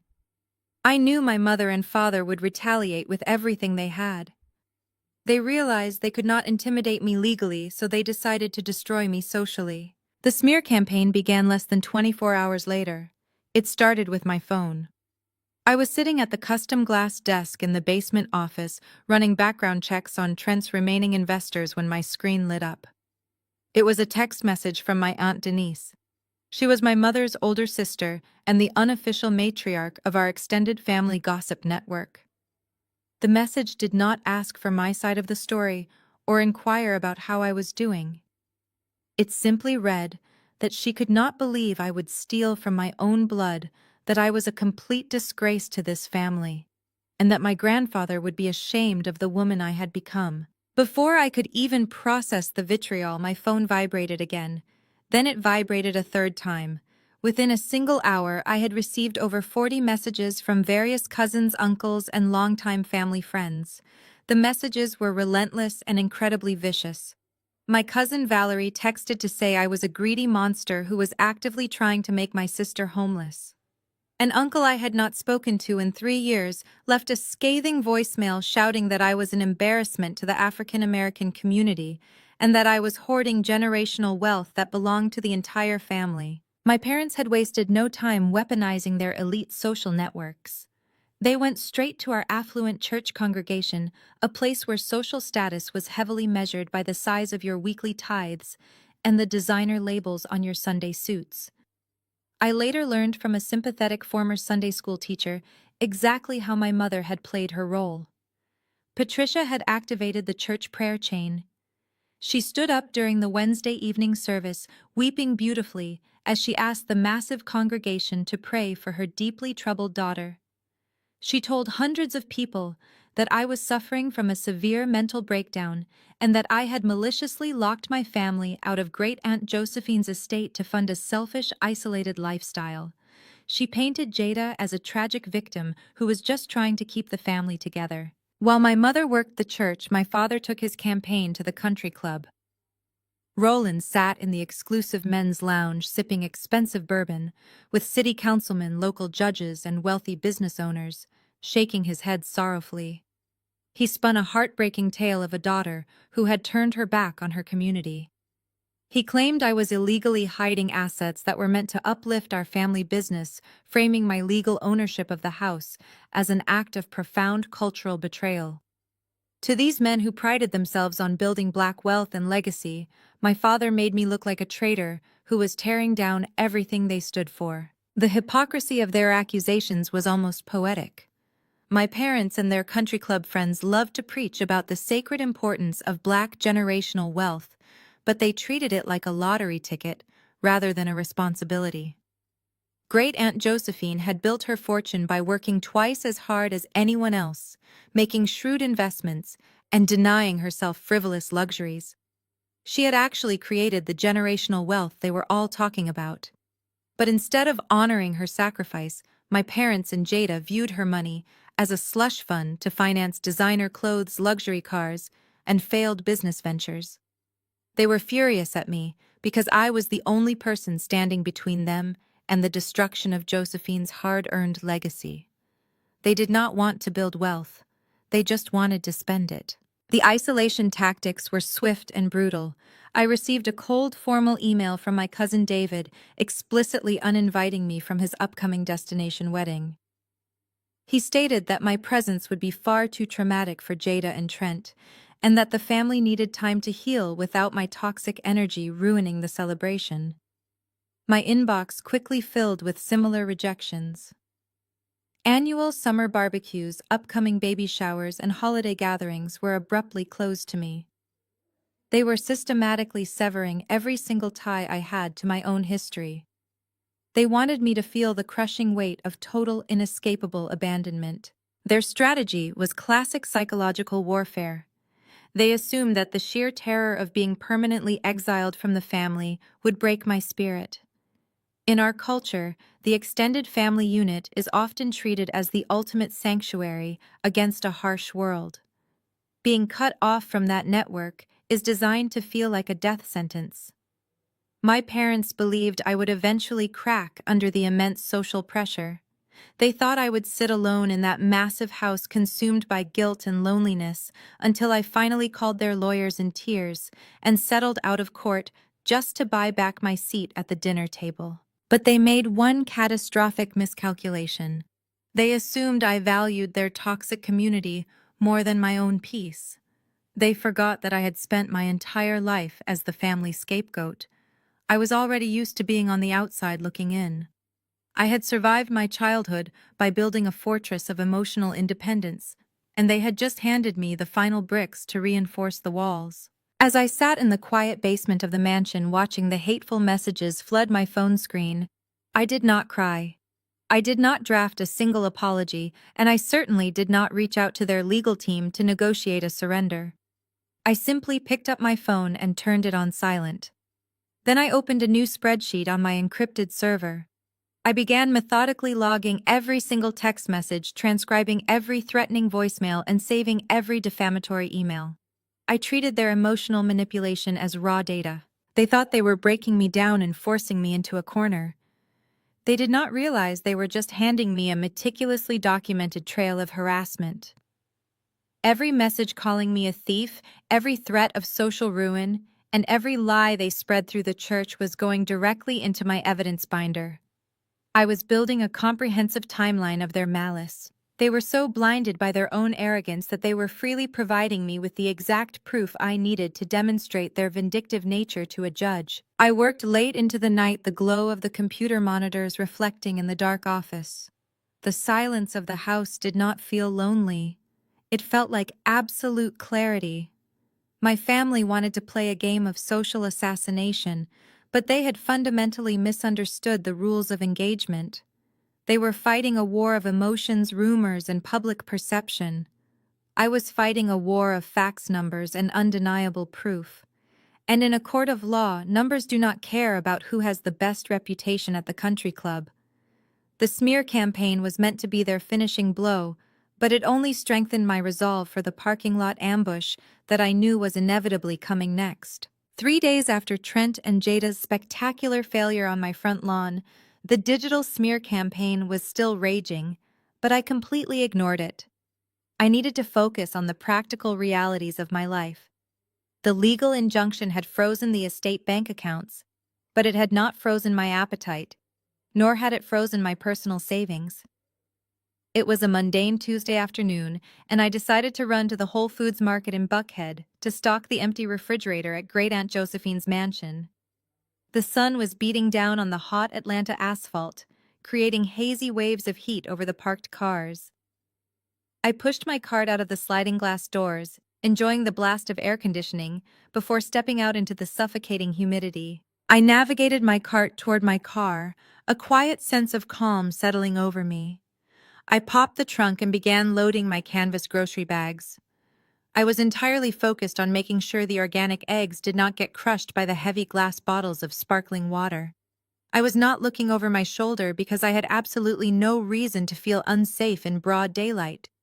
That was exactly what he was counting on, Camille. The single word cut through the ambient noise of the busy parking lot. I froze my hand resting on the handle of a grocery bag. The voice was deep, resonant, and entirely familiar. I turned around slowly. Standing just a few feet away, casting a long shadow over my shopping cart, was my father. Roland looked completely out of place, standing between the painted yellow lines of a grocery store parking lot. He was wearing a sharply tailored charcoal gray suit, a crisp white shirt without a tie, and polished leather Oxfords. His silver hair was perfectly trimmed. He had clearly tracked me here, likely using an old location sharing feature on a family app I had forgotten to disable, or simply by paying someone to watch my movements. He had waited for the perfect moment to ambush me, waiting until I was physically burdened with groceries and cornered between two parked cars. But the aggressive, domineering patriarch from the law firm conference room was nowhere to be seen. As I looked at him, his shoulders slumped forward slightly. He let out a long, heavy sigh, shaking his head with a perfectly manufactured expression of profound sorrow. I did not speak. I closed my car trunk with a solid thud, locked my doors, and crossed my arms over my chest, waiting for the performance to begin. Camille, please. My father started taking a slow, cautious step forward. He raised his hands in a gesture of surrender, his palms facing upward. I am not here to fight with you. I am here as your father. I just want to talk. I remained perfectly silent. My expression did not shift. Roland lowered his hands and let out another practiced sigh. He reached into his suit jacket, pulled out a monogrammed handkerchief, and wiped a non-existent bead of sweat from his brow. "You are tearing this family apart," he said, his voice dropping an octave to convey a deep paternal exhaustion. "Your mother is an absolute wreck. She barely sleeps. She spends hours crying in the living room, wondering where she went wrong with you. And my health, Camille. You know my heart is not what it used to be. The stress of this entire situation is causing my chest pains to return. My doctor warned me to avoid this kind of strain, but how can I rest when my daughters are at war?" It was a masterful display of weaponized guilt. He was deploying the ultimate trump card of the aging parent, the threat of an impending heart attack, caused entirely by my disobedience. It was the exact same tactic he had used 10 years ago when I told him I was moving out of their house to get my own apartment instead of staying home to help pay their mortgage. He took another step closer, lowering his voice so the passing shoppers would not hear. He was always mindful of the audience. "We raised you, Camille. We put a roof over your head, we fed you, we clothed you, and we sacrificed our own youth to make sure you had a good life. Is this how you repay us? By stealing from your own flesh and blood? By locking your sister out of a house she desperately needs?" He paused, searching my face for any sign of a crack, any indication that the heavy burden of familial duty was crushing my resolve. "A good daughter would never do this to her parents," Roland whispered, his tone dripping with disappointment. "A good daughter would look at the wealth she stumbled into and realize it is her duty to share it with the people who brought her into this world. Just sign the waiver, Camille. Drop the trust documents. Let us split the estate fairly so Jada and Trent can get back on their feet. If you do this, I promise you everything will go back to normal. Your mother will welcome you back with open arms. We can be a family again." I stood there in the sweltering heat, listening to the man who had spent my entire life treating me like a second-class citizen try to emotionally blackmail me with the promise of his conditional affection. I looked at the slight tremble he was faking in his hands. I looked at the expensive fabric of his suit bought with money he did not actually have. When he finally stopped speaking, waiting for my tearful apology and my desperate agreement to surrender the $5 million estate, I simply tilted my head. "Are you finished?" I asked. My voice was completely flat, devoid of anger, sadness, or guilt. Roland blinked, caught entirely off guard by my freezing tone. "Excuse me." I said, "Are you finished with your performance?" I repeated, stepping away from my car and closing the distance between us. "Because it is incredibly insulting that you think I am stupid enough to fall for this. Your heart is perfectly fine, Dad. You played 18 holes of golf at the country club yesterday morning. I know because I saw your name on the public tournament registry. And please do not insult my intelligence by talking about a fair split. We both know Jada and Trent do not need a fair split. They need a massive bailout because Trent is running a fraudulent venture capital firm, and they are drowning in hundreds of thousands of dollars of debt." The manufactured sorrow vanished from my father's face, as if it had been wiped away by a harsh chemical. The slump in his shoulders disappeared. He straightened his spine, towering over me, his jaw clenching so tightly I could hear his teeth grinding. "You listen to me, you ungrateful little brat," Roland hissed, his voice dropping its gentle cadence and revealing the pure vicious malice underneath. The mask had completely slipped. "I am not Jada's personal bank." I continued speaking over him, my voice as hard and unyielding as concrete. "And I am certainly not going to surrender Great-Aunt Josephine's hard-earned legacy just to fund a lifestyle built on lies. You can tell Mom to stop crying at church, and you can stop following me to grocery stores. I am not signing anything." Roland stepped so close to me I could smell the bitter coffee on his breath. The veins in his neck were bulging against his crisp white collar. "If you think you have won because you produced a piece of paper for a couple of beat cops, you have absolutely no idea what is coming," he threatened, jabbing his index finger toward my face. "We are not dropping this lawsuit. I do not care what trust documents you think you have. I have the best corporate lawyers in the entire state of Georgia on retainer." He leaned down, his eyes wide and unblinking. "I will personally make sure this litigation drags out for 5 years. We will bury you in discovery requests. We will subpoena every single document you have ever touched. We will drag you into endless depositions. I will bleed you dry until you have spent every last dime of your own pathetic little savings paying defense attorneys. I will bankrupt you, Camille. I will make sure you lose your job, lose that house, and end up with absolutely nothing. By the time I am done with you, you will be begging me to let you sign that waiver." He stared at me, his chest heaving, fully expecting the threat of total financial ruin to finally break me. He believed that the sheer terror of a protracted, expensive legal battle would force a working-class accountant to surrender. I looked into his furious, hateful eyes. I did not step back. I did not tremble. A slow, chilling smile spread across my face. "That sounds like a very expensive plan, Dad," I said softly. "I really hope you have the capital to fund it. Because the discovery phase goes both ways." I turned my back on him, unlocked my car, and slid into the driver's seat. I started the engine, leaving him standing alone in the hot parking lot, his fists clenched in blind rage. He thought he had just delivered a devastating threat. He had absolutely no idea that he had just promised to drag a senior forensic auditor into a financial discovery process. He was threatening to audit my life, completely oblivious to the fact that I had already spent the entire night mapping out every single stolen dollar in his. The ambush was over, and the battle lines were permanently drawn. I merged onto the busy street, my mind already organizing the arsenal of evidence waiting on my encrypted servers. They wanted a courtroom spectacle, and I was going to give them an execution. I returned to the Buckhead mansion as the late afternoon sun finally dipped below the tree line, casting long shadows across the manicured lawns. The groceries were put away. The heavy oak front door was securely locked, and the absolute silence of the massive house wrapped around me like a protective shield. My father's vicious threat in the grocery store parking lot echoed in my mind, but it did not instill a single ounce of fear. Instead, it served as a powerful catalyst. He had confidently promised to bury me in discovery requests, drag me through endless depositions, and audit my entire life until the legal fees bankrupted me. He had absolutely no idea that auditing was not just my day job. It was my ultimate weapon of choice. By 2 o'clock in the morning, the climate-controlled basement office was bathed in the sterile blue glow of 3 oversized computer monitors. A half-empty mug of bitter black coffee sat beside my keyboard, the heavy dose of caffeine fueling my hyper-focused state.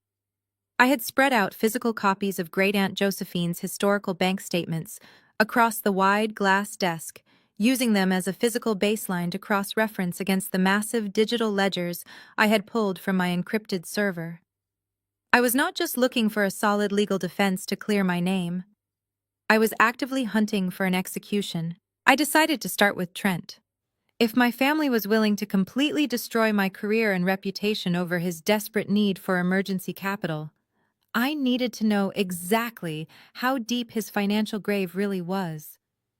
I opened a secure, untraceable browser window and bypassed the flashy buzzword-filled website of his so-called venture capital firm. I went straight to the primary sources. I logged into the Georgia Secretary of State Business Registry, the Federal Bankruptcy Court Public Access System, and various commercial credit reporting databases. It took me less than 45 minutes to completely dismantle the grand illusion of my brother-in-law's highly publicized success. His firm was not a venture capital powerhouse. It was a glorified, rapidly collapsing shell company, bleeding money at an astonishing and unsustainable rate. I pulled his corporate filings and discovered he had taken out massive high-interest commercial loans, using Jada's name and credit score as a primary guarantor. There were currently 3 pending civil lawsuits filed against him in the last 6 months from early angel investors, all accusing him of severe breach of contract, deliberate misrepresentation, and gross misappropriation of funds. Furthermore, his prestigious corporate office address, listed on his glossy business cards, was nothing more than a rented digital mailbox, situated in a dilapidated strip mall on the outskirts of the city. Trent was not just experiencing a temporary cash flow issue. He was completely broke, and he was dangerously close to facing federal wire fraud charges. if he could not suddenly produce a massive influx of cash to pay off his angry, litigious investors. That explained the sheer unhinged desperation on my front lawn. Great Aunt Josephine's $5 million estate was his literal get-out-of-jail-free card. But Trent's impending financial ruin was only half of the equation. I needed to understand my parents' exact role in this elaborate scheme. Roland and Patricia were deeply obsessed with their public image, but they were not usually reckless enough to commit blatant perjury in a Fulton County probate court unless they were desperately trying to hide something far more sinister than a bankrupt son-in-law. I opened a new blank spreadsheet, cracking my knuckles as the sharp sound echoed in the quiet room. I prepared to dig into the historical financial transactions between my parents and Great Aunt Josephine. 2 years ago, just before Josephine had officially handed me the complete reins to her finances, she had briefly mentioned a confusing discrepancy in her savings account. That passing comment was the original reason she had asked me to look at her books in the first place. At the time, I had assumed it was a simple banking error, a missed dividend payment, or a misplaced decimal point. But tonight, with the terrifying threat of an elder abuse charge hanging directly over my head, I dug much deeper into the archival banking data from 36 months prior. I pulled the specific routing and account numbers from my parents' primary joint checking account. They were numbers I had memorized years ago when I foolishly used to help them file their annual tax returns for free, back when I still believed I could earn their respect through acts of service. I opened my database terminal and wrote a custom algorithmic macro designed to scan tens of thousands of lines of Josephine's bank wire history. I set the parameters to carefully cross-reference the specific dates and monetary amounts against known deposits in my parents' personal accounts. I executed the script and leaned back in my chair. The office was dead silent except for the low, rhythmic hum of the physical servers securely locked inside the wall panel. 3 minutes later, the main monitor flashed brightly. The macro had successfully finished its scan and highlighted a highly specific series of transactions. I leaned forward, resting my elbows on the glass desk, my eyes scanning the brightly highlighted rows of data. My breath caught sharply in my throat. It was not a banking error. It was a systematic, highly calculated, and deeply malicious financial extraction. Over a period of exactly 4 months, roughly 2 years ago, a staggering total of $300,000 had been quietly and illegally transferred out of Josephine's primary high-yield savings account. The money had not been moved in one large, easily noticeable lump sum. It had been meticulously moved in consecutive increments of exactly $9,900. I stared at that specific number, feeling a cold wave of professional disgust wash over me. Moving money in increments just under $10,000 is a recognized federal financial crime known as structuring or smurfing. It is a tactic deliberately used by criminals to avoid triggering mandatory Internal Revenue Service reporting alerts and automatic bank investigations. I aggressively traced the final destination of those structured wire transfers. They did not go to a legitimate charity. They did not go to a medical facility to cover Josephine's healthcare costs. Every single dollar went directly into a secondary hidden checking account owned entirely by Roland and Patricia. But the money did not stay in my parents' possession. I pulled the secondary ledgers and followed the digital trail to its final resting place. Within 48 hours of each stolen transfer hitting my parents' account, Roland and Patricia had wired the exact same amounts directly into the corporate operating account of Trent's failing venture capital firm. The entire chaotic picture suddenly snapped into perfect, devastating focus. 2 years ago, Trent had completely run out of money. He had likely begged my parents for a massive financial bailout to save his fraudulent business and protect Jada's lavish influencer lifestyle from total public collapse. My parents, severely lacking the actual liquid generational wealth they arrogantly projected to their country club friends, had secretly embezzled the required funds directly from Josephine's accounts, while pretending to help her manage her daily mail and pay her utility bills. Josephine, sharp as a tack until her final day, had eventually caught the missing funds. She realized her own family was actively stealing from her, and she immediately revoked their banking access without telling them exactly what she knew. That was the exact moment she had called me over for dinner, asked me to take over her portfolio as a forensic accountant, and secured the remainder of her vast fortune inside an impenetrable, irrevocable trust. My parents were not suing me because they genuinely thought I had manipulated a confused old woman. They were suing me because they were absolutely terrified. They knew that as the sole legal executor and a professional auditor of her estate, I would inevitably uncover their massive coordinated theft during the standard probate process. They had filed the elder abuse charges against me as a desperate preemptive strike, hoping to completely discredit my professional reputation and legally paralyze me before I could expose them as the true criminals. I leaned back heavily in my ergonomic leather chair, reached out, and took a slow, deliberate sip of the cold black coffee.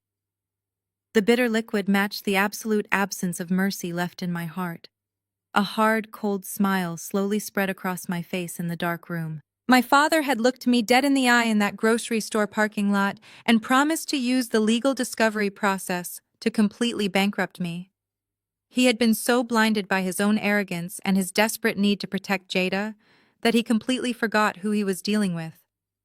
He had no idea he had just handed me the exact undeniable weapon I needed to dismantle his pristine public image, destroy Trent's remaining business, and send my own parents directly to federal prison. The arsenal was fully loaded. It was time to go to court. The heavy-duty laser printer tucked into the corner of Great Aunt Josephine's basement office whirred to life, breaking the absolute silence of the early morning hours. I sat back in the ergonomic leather chair and watched as page after page of crisp white paper slid into the output tray. I was not printing angry emails or emotional diary entries. I was printing the undeniable mathematical anatomy of a massive financial crime. The smell of warm toner filled the climate-controlled air, a sharp and metallic scent that felt incredibly fitting for the trap I was currently building. I stood up and walked over to the printer, gathering the thick stack of warm documents. I carried them over to the custom glass desk and laid them out under the bright overhead lights. It was time to compile my arsenal into a single devastating weapon. I reached into a desk drawer and pulled out a heavy-duty 3-inch black binder and a box of clear plastic sheet protectors. As a senior forensic accountant, I knew that judges were constantly bombarded with chaotic, disorganized emotional arguments from warring families. I was not going to give the court chaos. I was going to deliver a surgical strike of pure, unfiltered data. I started with the withdrawals. I slipped the highlighted bank statements from Josephine's high-yield savings account into the first section of the binder. The columns of numbers told a story of methodical theft. There were the 30 separate wire transfers, each for exactly $9,900, carefully executed over a 4-month period to avoid federal banking alerts.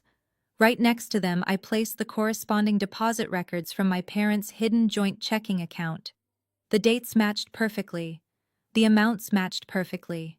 It was undeniable proof of Roland and Patricia embezzling $300,000 from the very woman they were now accusing me of manipulating. But a financial trap is only effective if you can prove the final destination of the stolen money.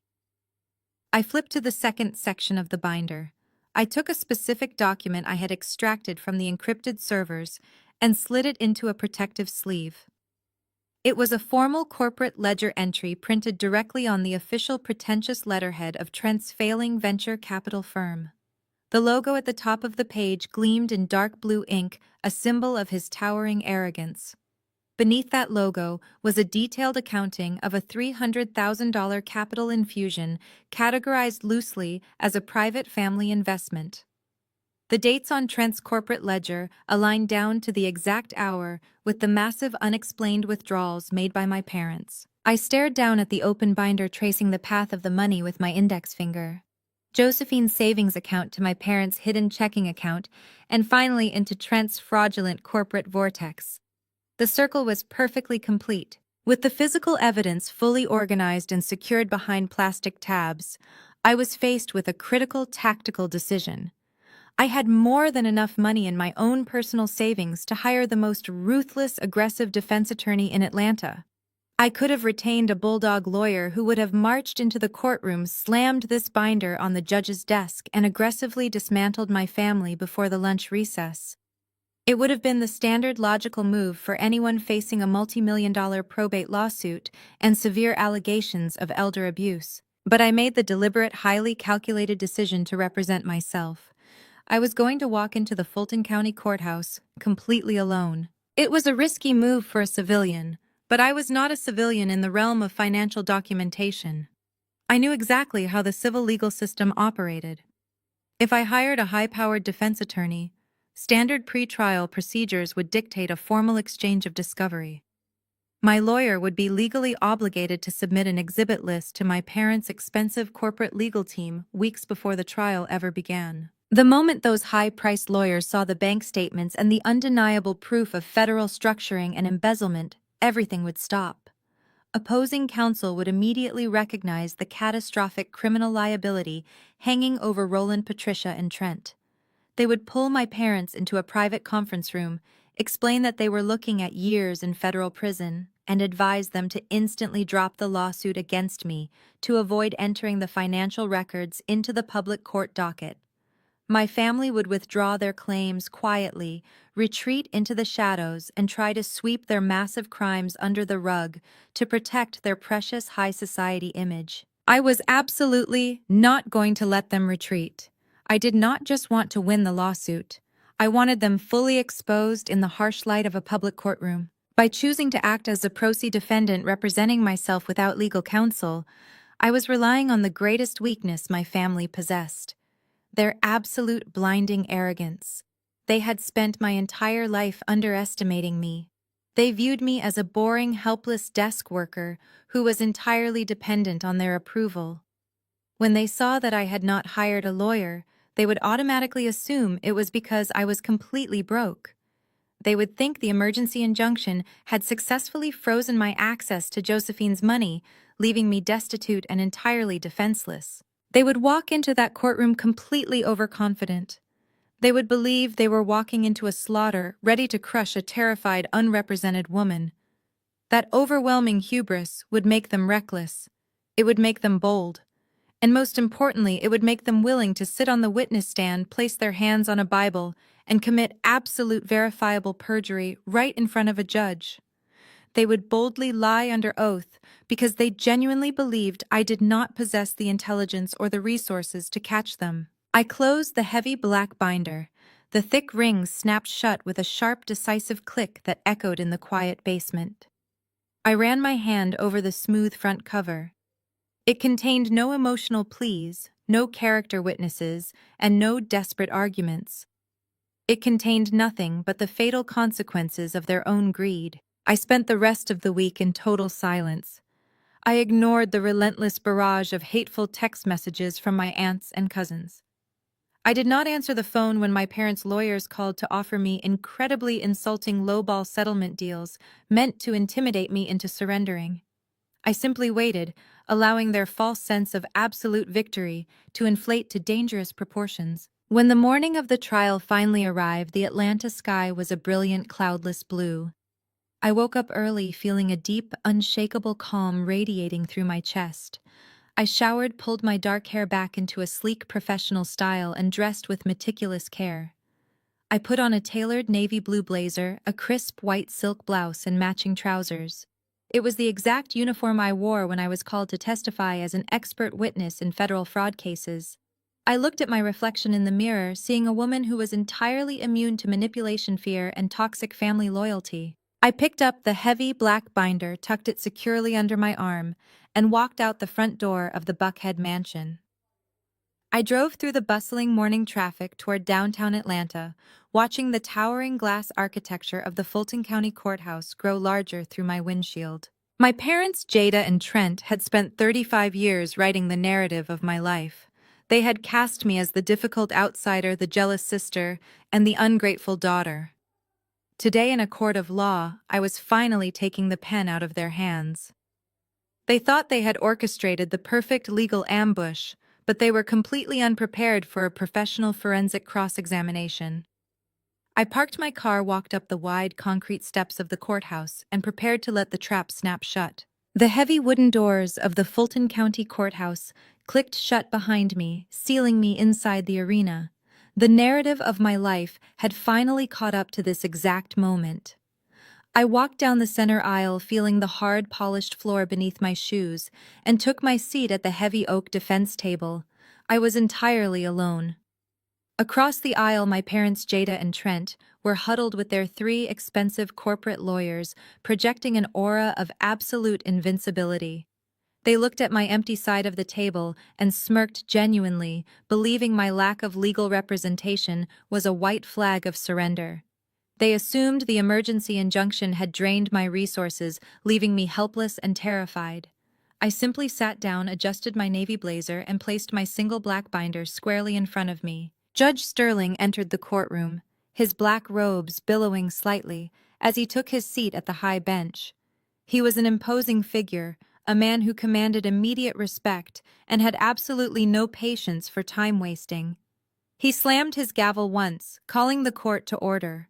He looked down at his docket, then peered over his reading glasses at me, asking if I was prepared to proceed as a pro se defendant. I stood up, respectfully addressed the court, and confirmed that I was. I caught a glimpse of my father rolling his eyes, while Trent leaned over and whispered a joke into Jada's ear. They thought they were about to watch a massacre. The plaintiff's lead attorney stood up and called their first witness to the stand, Patricia. My mother rose from her seat, smoothing the fabric of her flawless ivory suit. She walked toward the witness box with the slow, trembling steps of a woman carrying an unbearable burden. She placed her hand on the Bible, swore to tell the whole truth, and sat down. From the very first question, Patricia delivered an Academy Award-winning performance. The lawyer began gently asking her to describe her relationship with her late aunt.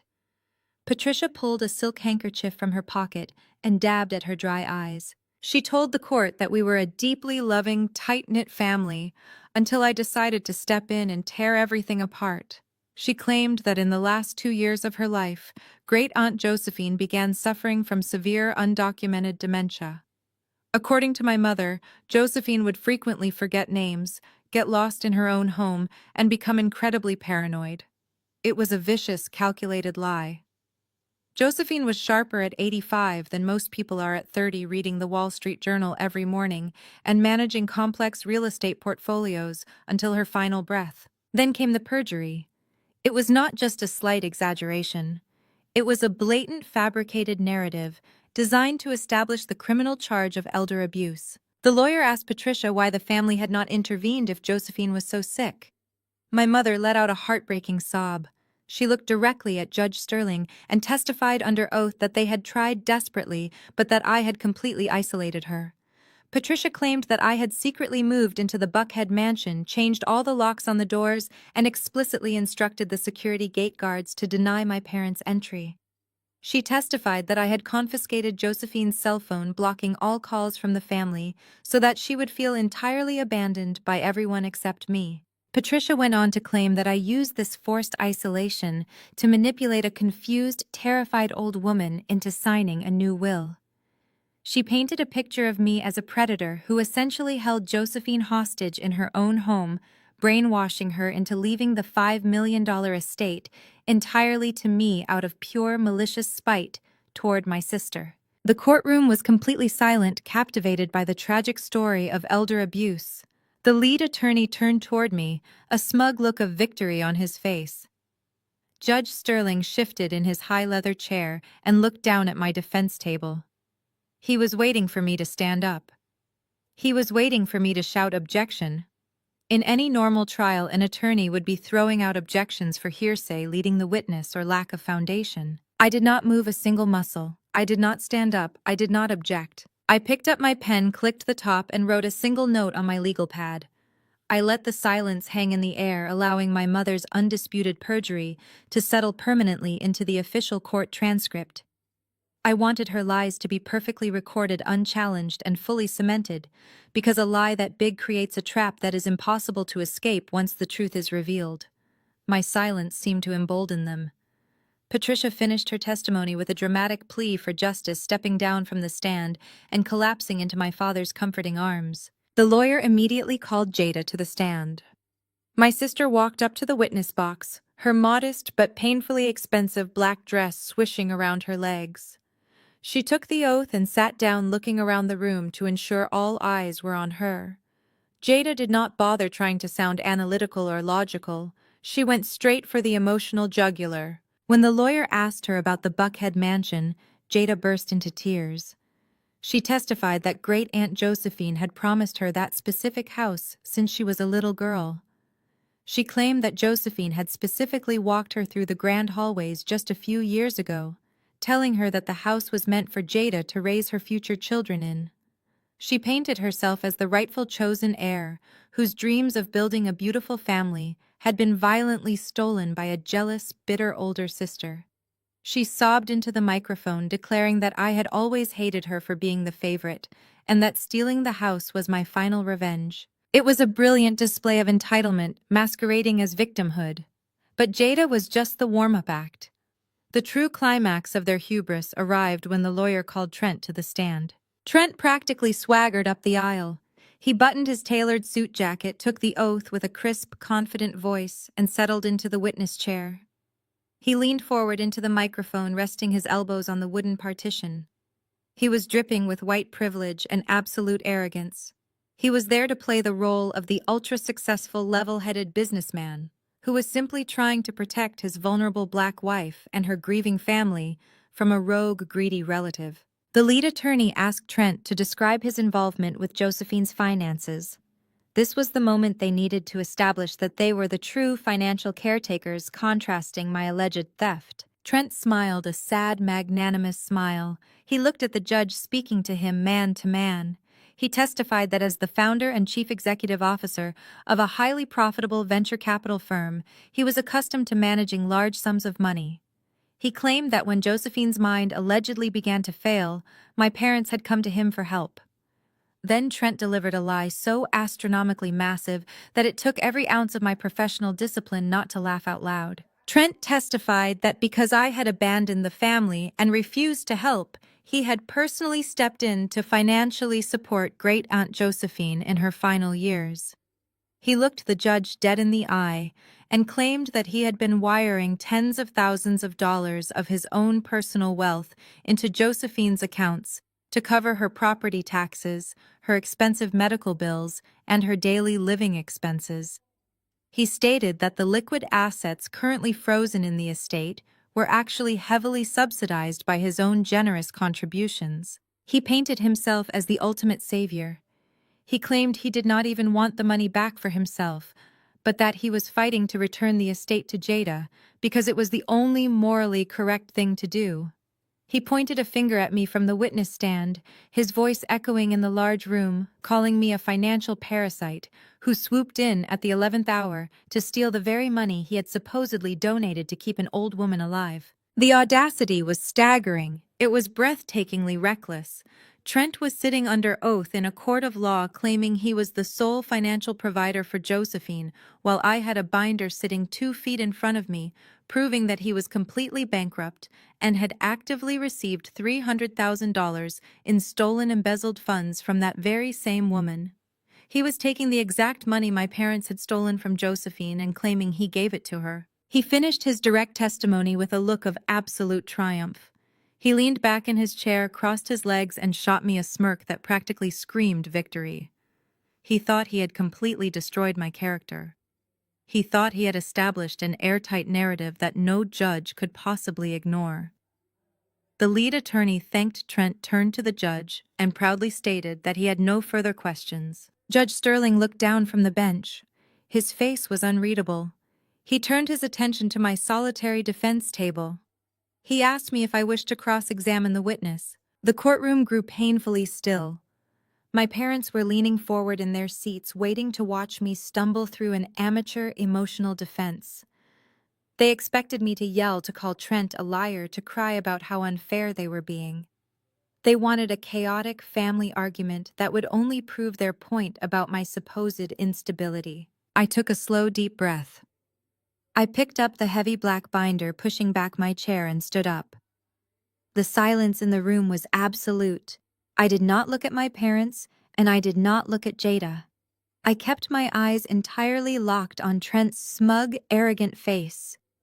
"Yes, Your Honor," I said, my voice echoing clearly and calmly through the massive chamber. "I have a few questions for the witness regarding his remarkable financial generosity." I stepped out from behind the defense table and began walking toward the center of the room. The trap had been perfectly set. They had built their fragile house of cards as high as it could possibly go. Now it was my turn to speak, and I was going to burn it to the ground. The heavy soles of my shoes clicked against the polished hardwood floor as I walked out from behind the defense table. I carried the thick black binder under my right arm. The entire courtroom was holding its collective breath, anticipating a chaotic, emotional shouting match between a bitter sister and a triumphant brother-in-law. I did not bring any tissues. I did not ask Trent how he felt about the situation. I did not care about his carefully constructed emotional narrative. I only cared about the math. I stopped a few feet away from the witness stand. Trent looked down at me, his arms crossed over his chest, a patronizing smile playing on his lips.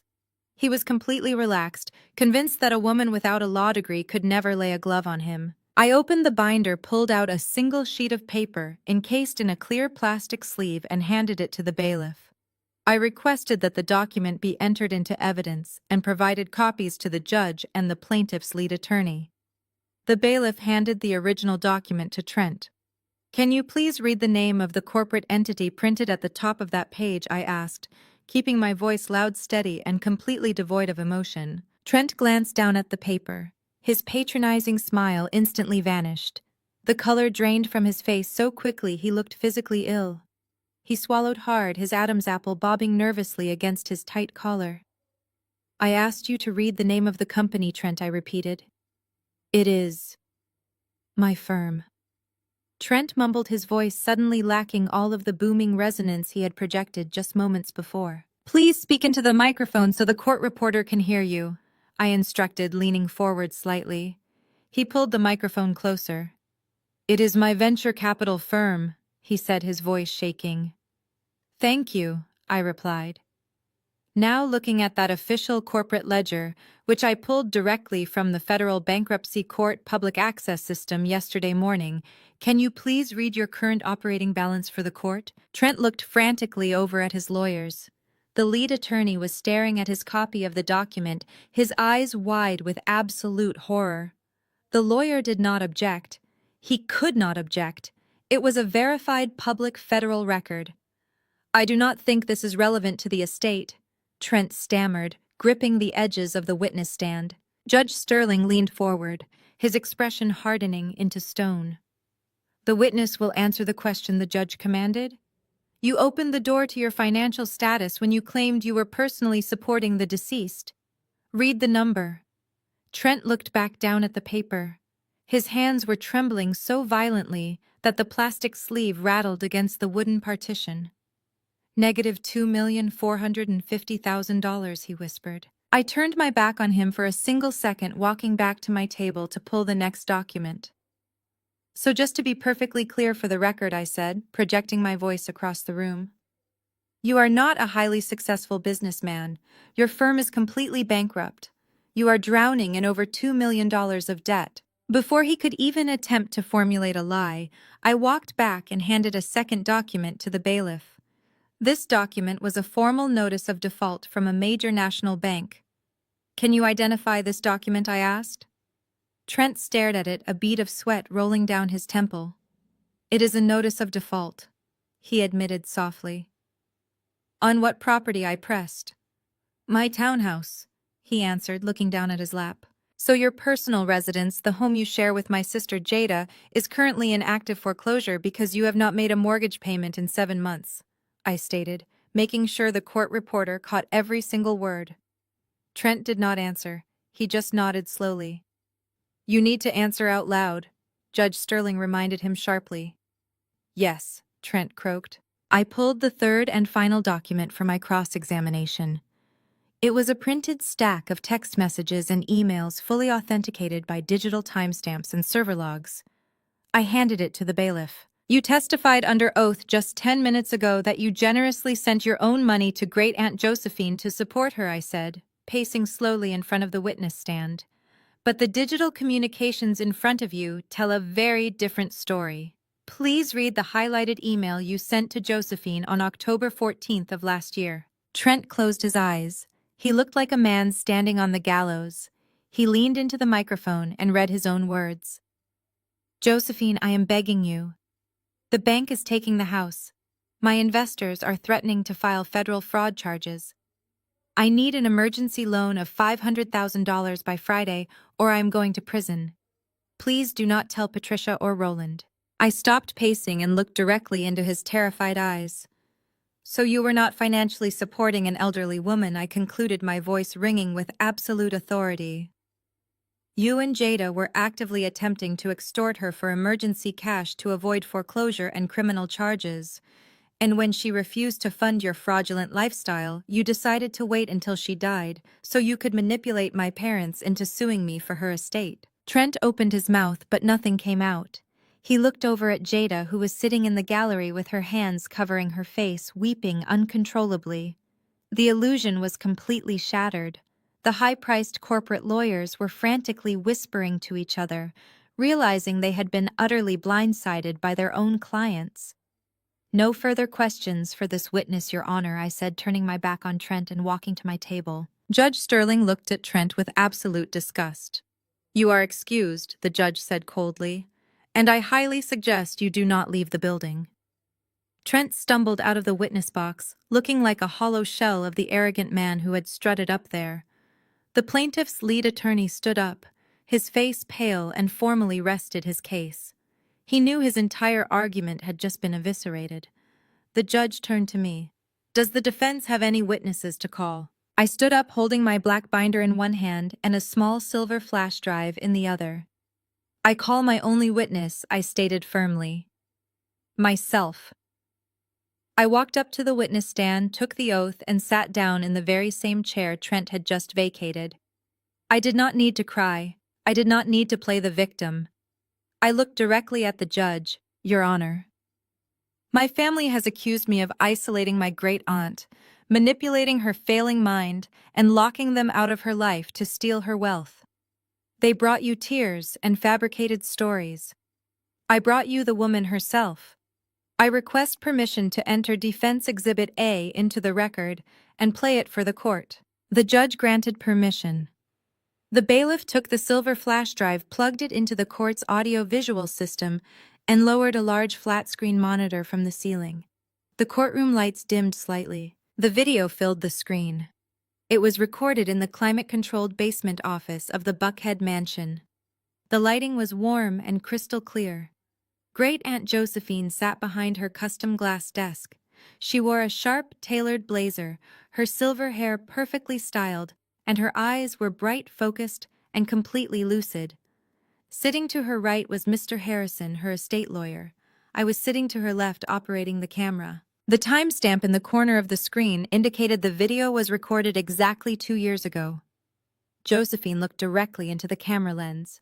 Her voice was strong, commanding, and filled with a quiet, terrifying fury. My name is Josephine, she began.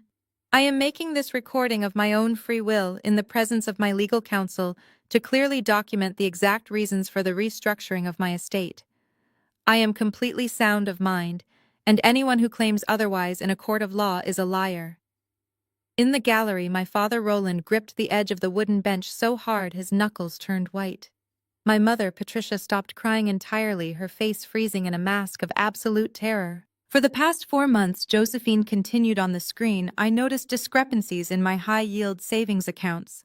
Because my physical mobility has declined, I trusted my niece Patricia and her husband Roland to assist me with my banking. Instead of helping me, they robbed me. The courtroom erupted into a collective gasp. The 3 expensive corporate lawyers representing my parents physically recoiled from their clients, sliding their chairs away from the table. Josephine held up a stack of bank statements to the camera. They secretly embezzled exactly $300,000 from my accounts. They did this by executing 30 separate wire transfers each for $9,900 in a deliberate attempt to evade federal banking alerts. They stole my hard-earned money and funneled it directly into the failing business of their son-in-law, Trent. They chose to commit a federal crime to protect their social image rather than ask me for help. Josephine paused, taking a deep breath to steady her anger. She turned her head slightly and looked at me on the screen. Then she looked back at the camera. The only reason I discovered this theft is because of my great-niece Camille, Josephine stated proudly. Camille is a senior forensic accountant. She is the only person in this family who operates with absolute integrity. I asked her to audit my books, and she uncovered the embezzlement within hours. She did not isolate me. She protected me. Josephine leaned forward, her eyes piercing through the screen, seemingly staring right at my terrified parents in the gallery. I am moving my home and my liquid assets into an irrevocable trust, and I am naming Camille as my sole heir and executor. I am doing this because she is the only one who actually understands the value of hard work. To Patricia, Roland, Jada, and Trent, if you are watching this in a courtroom, it means you have tried to sue Camille for my money. It means you have lied to a judge. You brought this upon yourselves. You are thieves, and I am leaving you exactly what you deserve, nothing. The video abruptly ended. The screen went black. The courtroom lights flickered back on. The silence that followed was heavy, suffocating, and absolute. Nobody moved. Nobody breathed. My parents were completely paralyzed. My father was staring at the blank screen, his mouth hanging open. My mother was shaking violently, clutching her designer handbag, as if it could somehow protect her from the federal prison sentence that was currently hurtling toward her.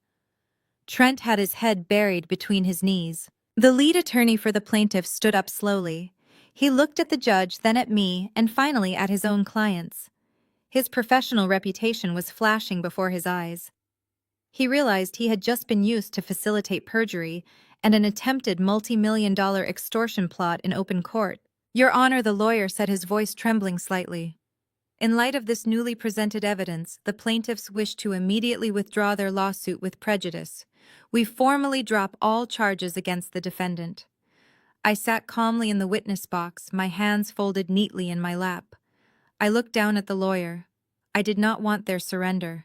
I wanted their absolute ruin. "They do not get to just walk away, Your Honor," I stated clearly, my voice slicing through the panicked whispers of the legal team. "They filed false charges of elder abuse to cover up their own documented, verifiable financial crimes.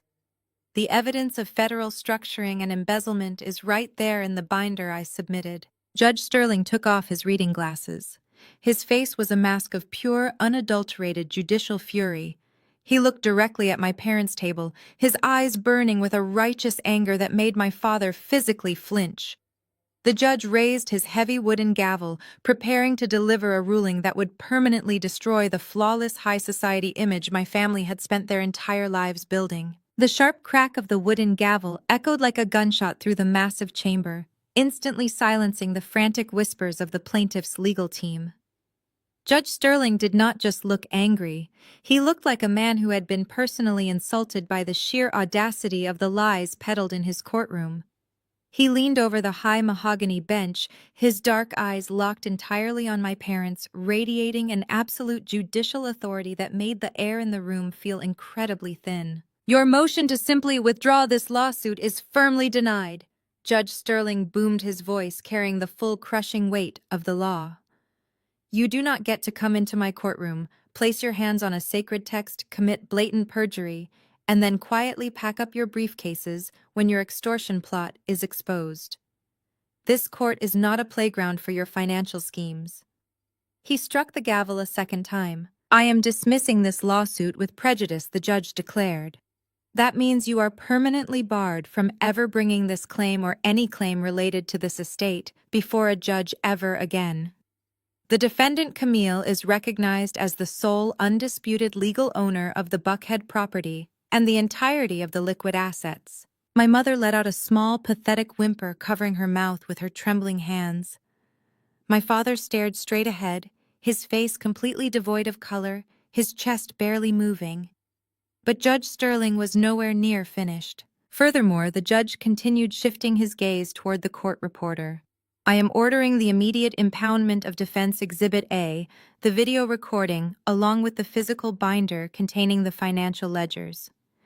I am instructing the court clerk to forward these materials, along with the complete unedited transcript of today's sworn testimony, directly to the Fulton County District Attorney and the Federal Financial Crimes Division. Structuring wire transfers to evade reporting laws is a federal offense. Embezzling from an elderly relative is a felony. This court will not turn a blind eye to documented criminal activity. We are adjourned.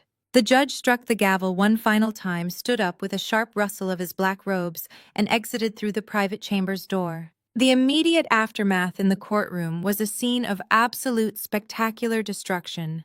The high-priced corporate lawyers, the men my father had hired to completely bankrupt me, did not waste a single second attempting to comfort their clients.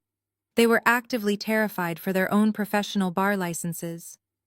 The lead attorney aggressively shoved his legal pads into his leather briefcase, snapped it shut, and turned to my father. "Do not ever contact my firm again, Roland," the lawyer said, his voice dripping with venomous disgust. "You lied to us. You used us to facilitate perjury. We are officially dropping you as clients effective immediately, and you will be receiving our final bill for all billable hours by the end of the day. If the district attorney contacts me, I will fully cooperate with their investigation." The lawyers turned their backs on my parents and marched briskly down the center aisle, pushing through the heavy wooden doors and disappearing into the hallway. Then came the absolute collapse of the golden child's perfect life. Trent, realizing that his financial ruin, his massive debt, and his involvement in stolen funds were now matters of permanent public court record, completely lost his mind. The charming, affluent businessman facade evaporated, leaving behind nothing but a cornered, desperate man.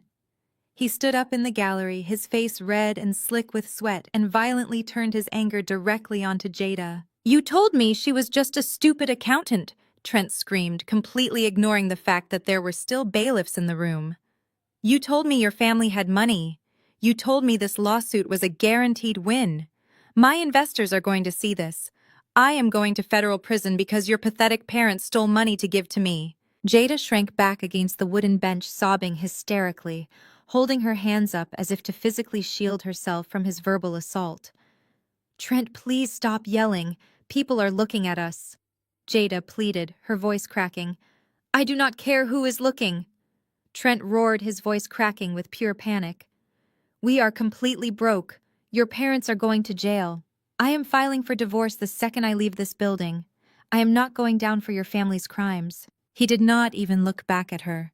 He shoved his way out of the wooden pew and stormed out of the courtroom, leaving his weeping wife entirely alone in the gallery. The grand, expensive illusion of their high society marriage had shattered into a million irreparable pieces in less than 60 seconds. I sat at the defense table and watched the entire spectacle unfold. I did not feel any pity. I did not feel any sadness. I simply felt the quiet, profound satisfaction of a perfectly balanced ledger. I took my time. I carefully pulled my single thick black binder toward me, tapped the edges against the heavy oak table to align the pages, and tucked it securely under my arm. I pushed my chair back, stood up, and walked down the center aisle. I did not look at Jada as I passed her. I did not look at my parents. I walked out of the heavy wooden doors, my footsteps echoing in the massive marble hallway. I made my way down the long corridors, rode the elevator to the ground floor, and walked through the security checkpoints. I pushed open the heavy glass doors of the courthouse and stepped out onto the wide concrete landing. The Atlanta sun was brilliantly bright, casting a warm golden glow over the bustling city streets. The air felt incredibly fresh, entirely free of the suffocating tension that had defined my entire existence. I took a deep breath, ready to walk toward my car and begin the rest of my life. "Camille, wait." The frantic, desperate voice came from behind me. I stopped at the top of the courthouse steps and turned around. My mother and father had chased me out of the building. Patricia looked completely unhinged. Her flawless ivory suit was wrinkled. Her perfect bob was messy, and her makeup was completely ruined by her tears. Roland stood a few paces behind her, looking like an empty, hollowed-out shell of a man. His arrogant posture was completely gone. Patricia lunged forward and tried to grab my arm. I immediately took a firm step back, raising my hand to stop her from touching me. "How could you do this to us?" Patricia sobbed, her voice breaking as she looked at me with wild, terrified eyes. "We are your parents, Camille. We gave you life. How could you stand in that room and destroy your sister's marriage? How could you send that video to the district attorney? We are going to lose everything. Our friends at the church, the country club, they will all know. We could go to prison. How could you be so incredibly cruel to your own flesh and blood?" She was still doing it. Even standing on the precipice of total destruction, she was still trying to cast me as the villain. She was still demanding that I absorb the consequences of her actions to protect her image. I looked my mother dead in the eye. I did not raise my voice. I did not show an ounce of anger. I looked at her with the cold, absolute detachment of a professional auditor who had just closed a very messy file. "I did not do anything to you, Mom," I said, my voice echoing clearly over the sounds of the city traffic. "I did not force you to steal from a dying woman. I did not force Trent to run a fraudulent business. I did not force you to file a malicious lawsuit against me, and I certainly did not force you to commit perjury in front of a judge. You built this trap all by yourselves, and you confidently walked right into it." I adjusted the binder under my arm and offered her one final parting truth. "You spent my entire life telling me I was just a boring girl with a boring desk job." I continued, watching the absolute despair wash over her face. "You should have paid attention to what that job actually was. I did not destroy this family. I simply followed the numbers. And the numbers never lie." I turned my back on them for the absolute last time. I walked down the wide concrete steps of the courthouse, leaving my mother weeping uncontrollably on the landing, and my father staring blankly into his ruined future. I walked out into the bright Atlanta sun, the warmth soaking into my skin. I was not just walking away with a $5 million estate and a historic mansion. I was walking away with something infinitely more valuable. I was walking away completely unburdened, financially untouchable, and permanently free from the toxic weight of their expectations. For the first time in 35 years, my life belonged entirely to me, and I was going to build a legacy that Great-Aunt Josephine would be incredibly proud of. The greatest lesson to draw from this story is that shared blood does not entitle anyone to your peace, your success, or your future. For years, society has conditioned us to believe we must endure toxic behavior simply because it comes from family. But true family is built on mutual respect and honesty, not manipulation and hidden agendas. When people repeatedly show you that their love is conditional and heavily dependent on what they can extract from you, believe them. Walking away from a destructive dynamic is not an act of cruelty, it is the ultimate act of self-preservation. If you have ever had to cut ties with toxic relatives to protect your own sanity, share your survival story in the comments below and subscribe for more empowering content.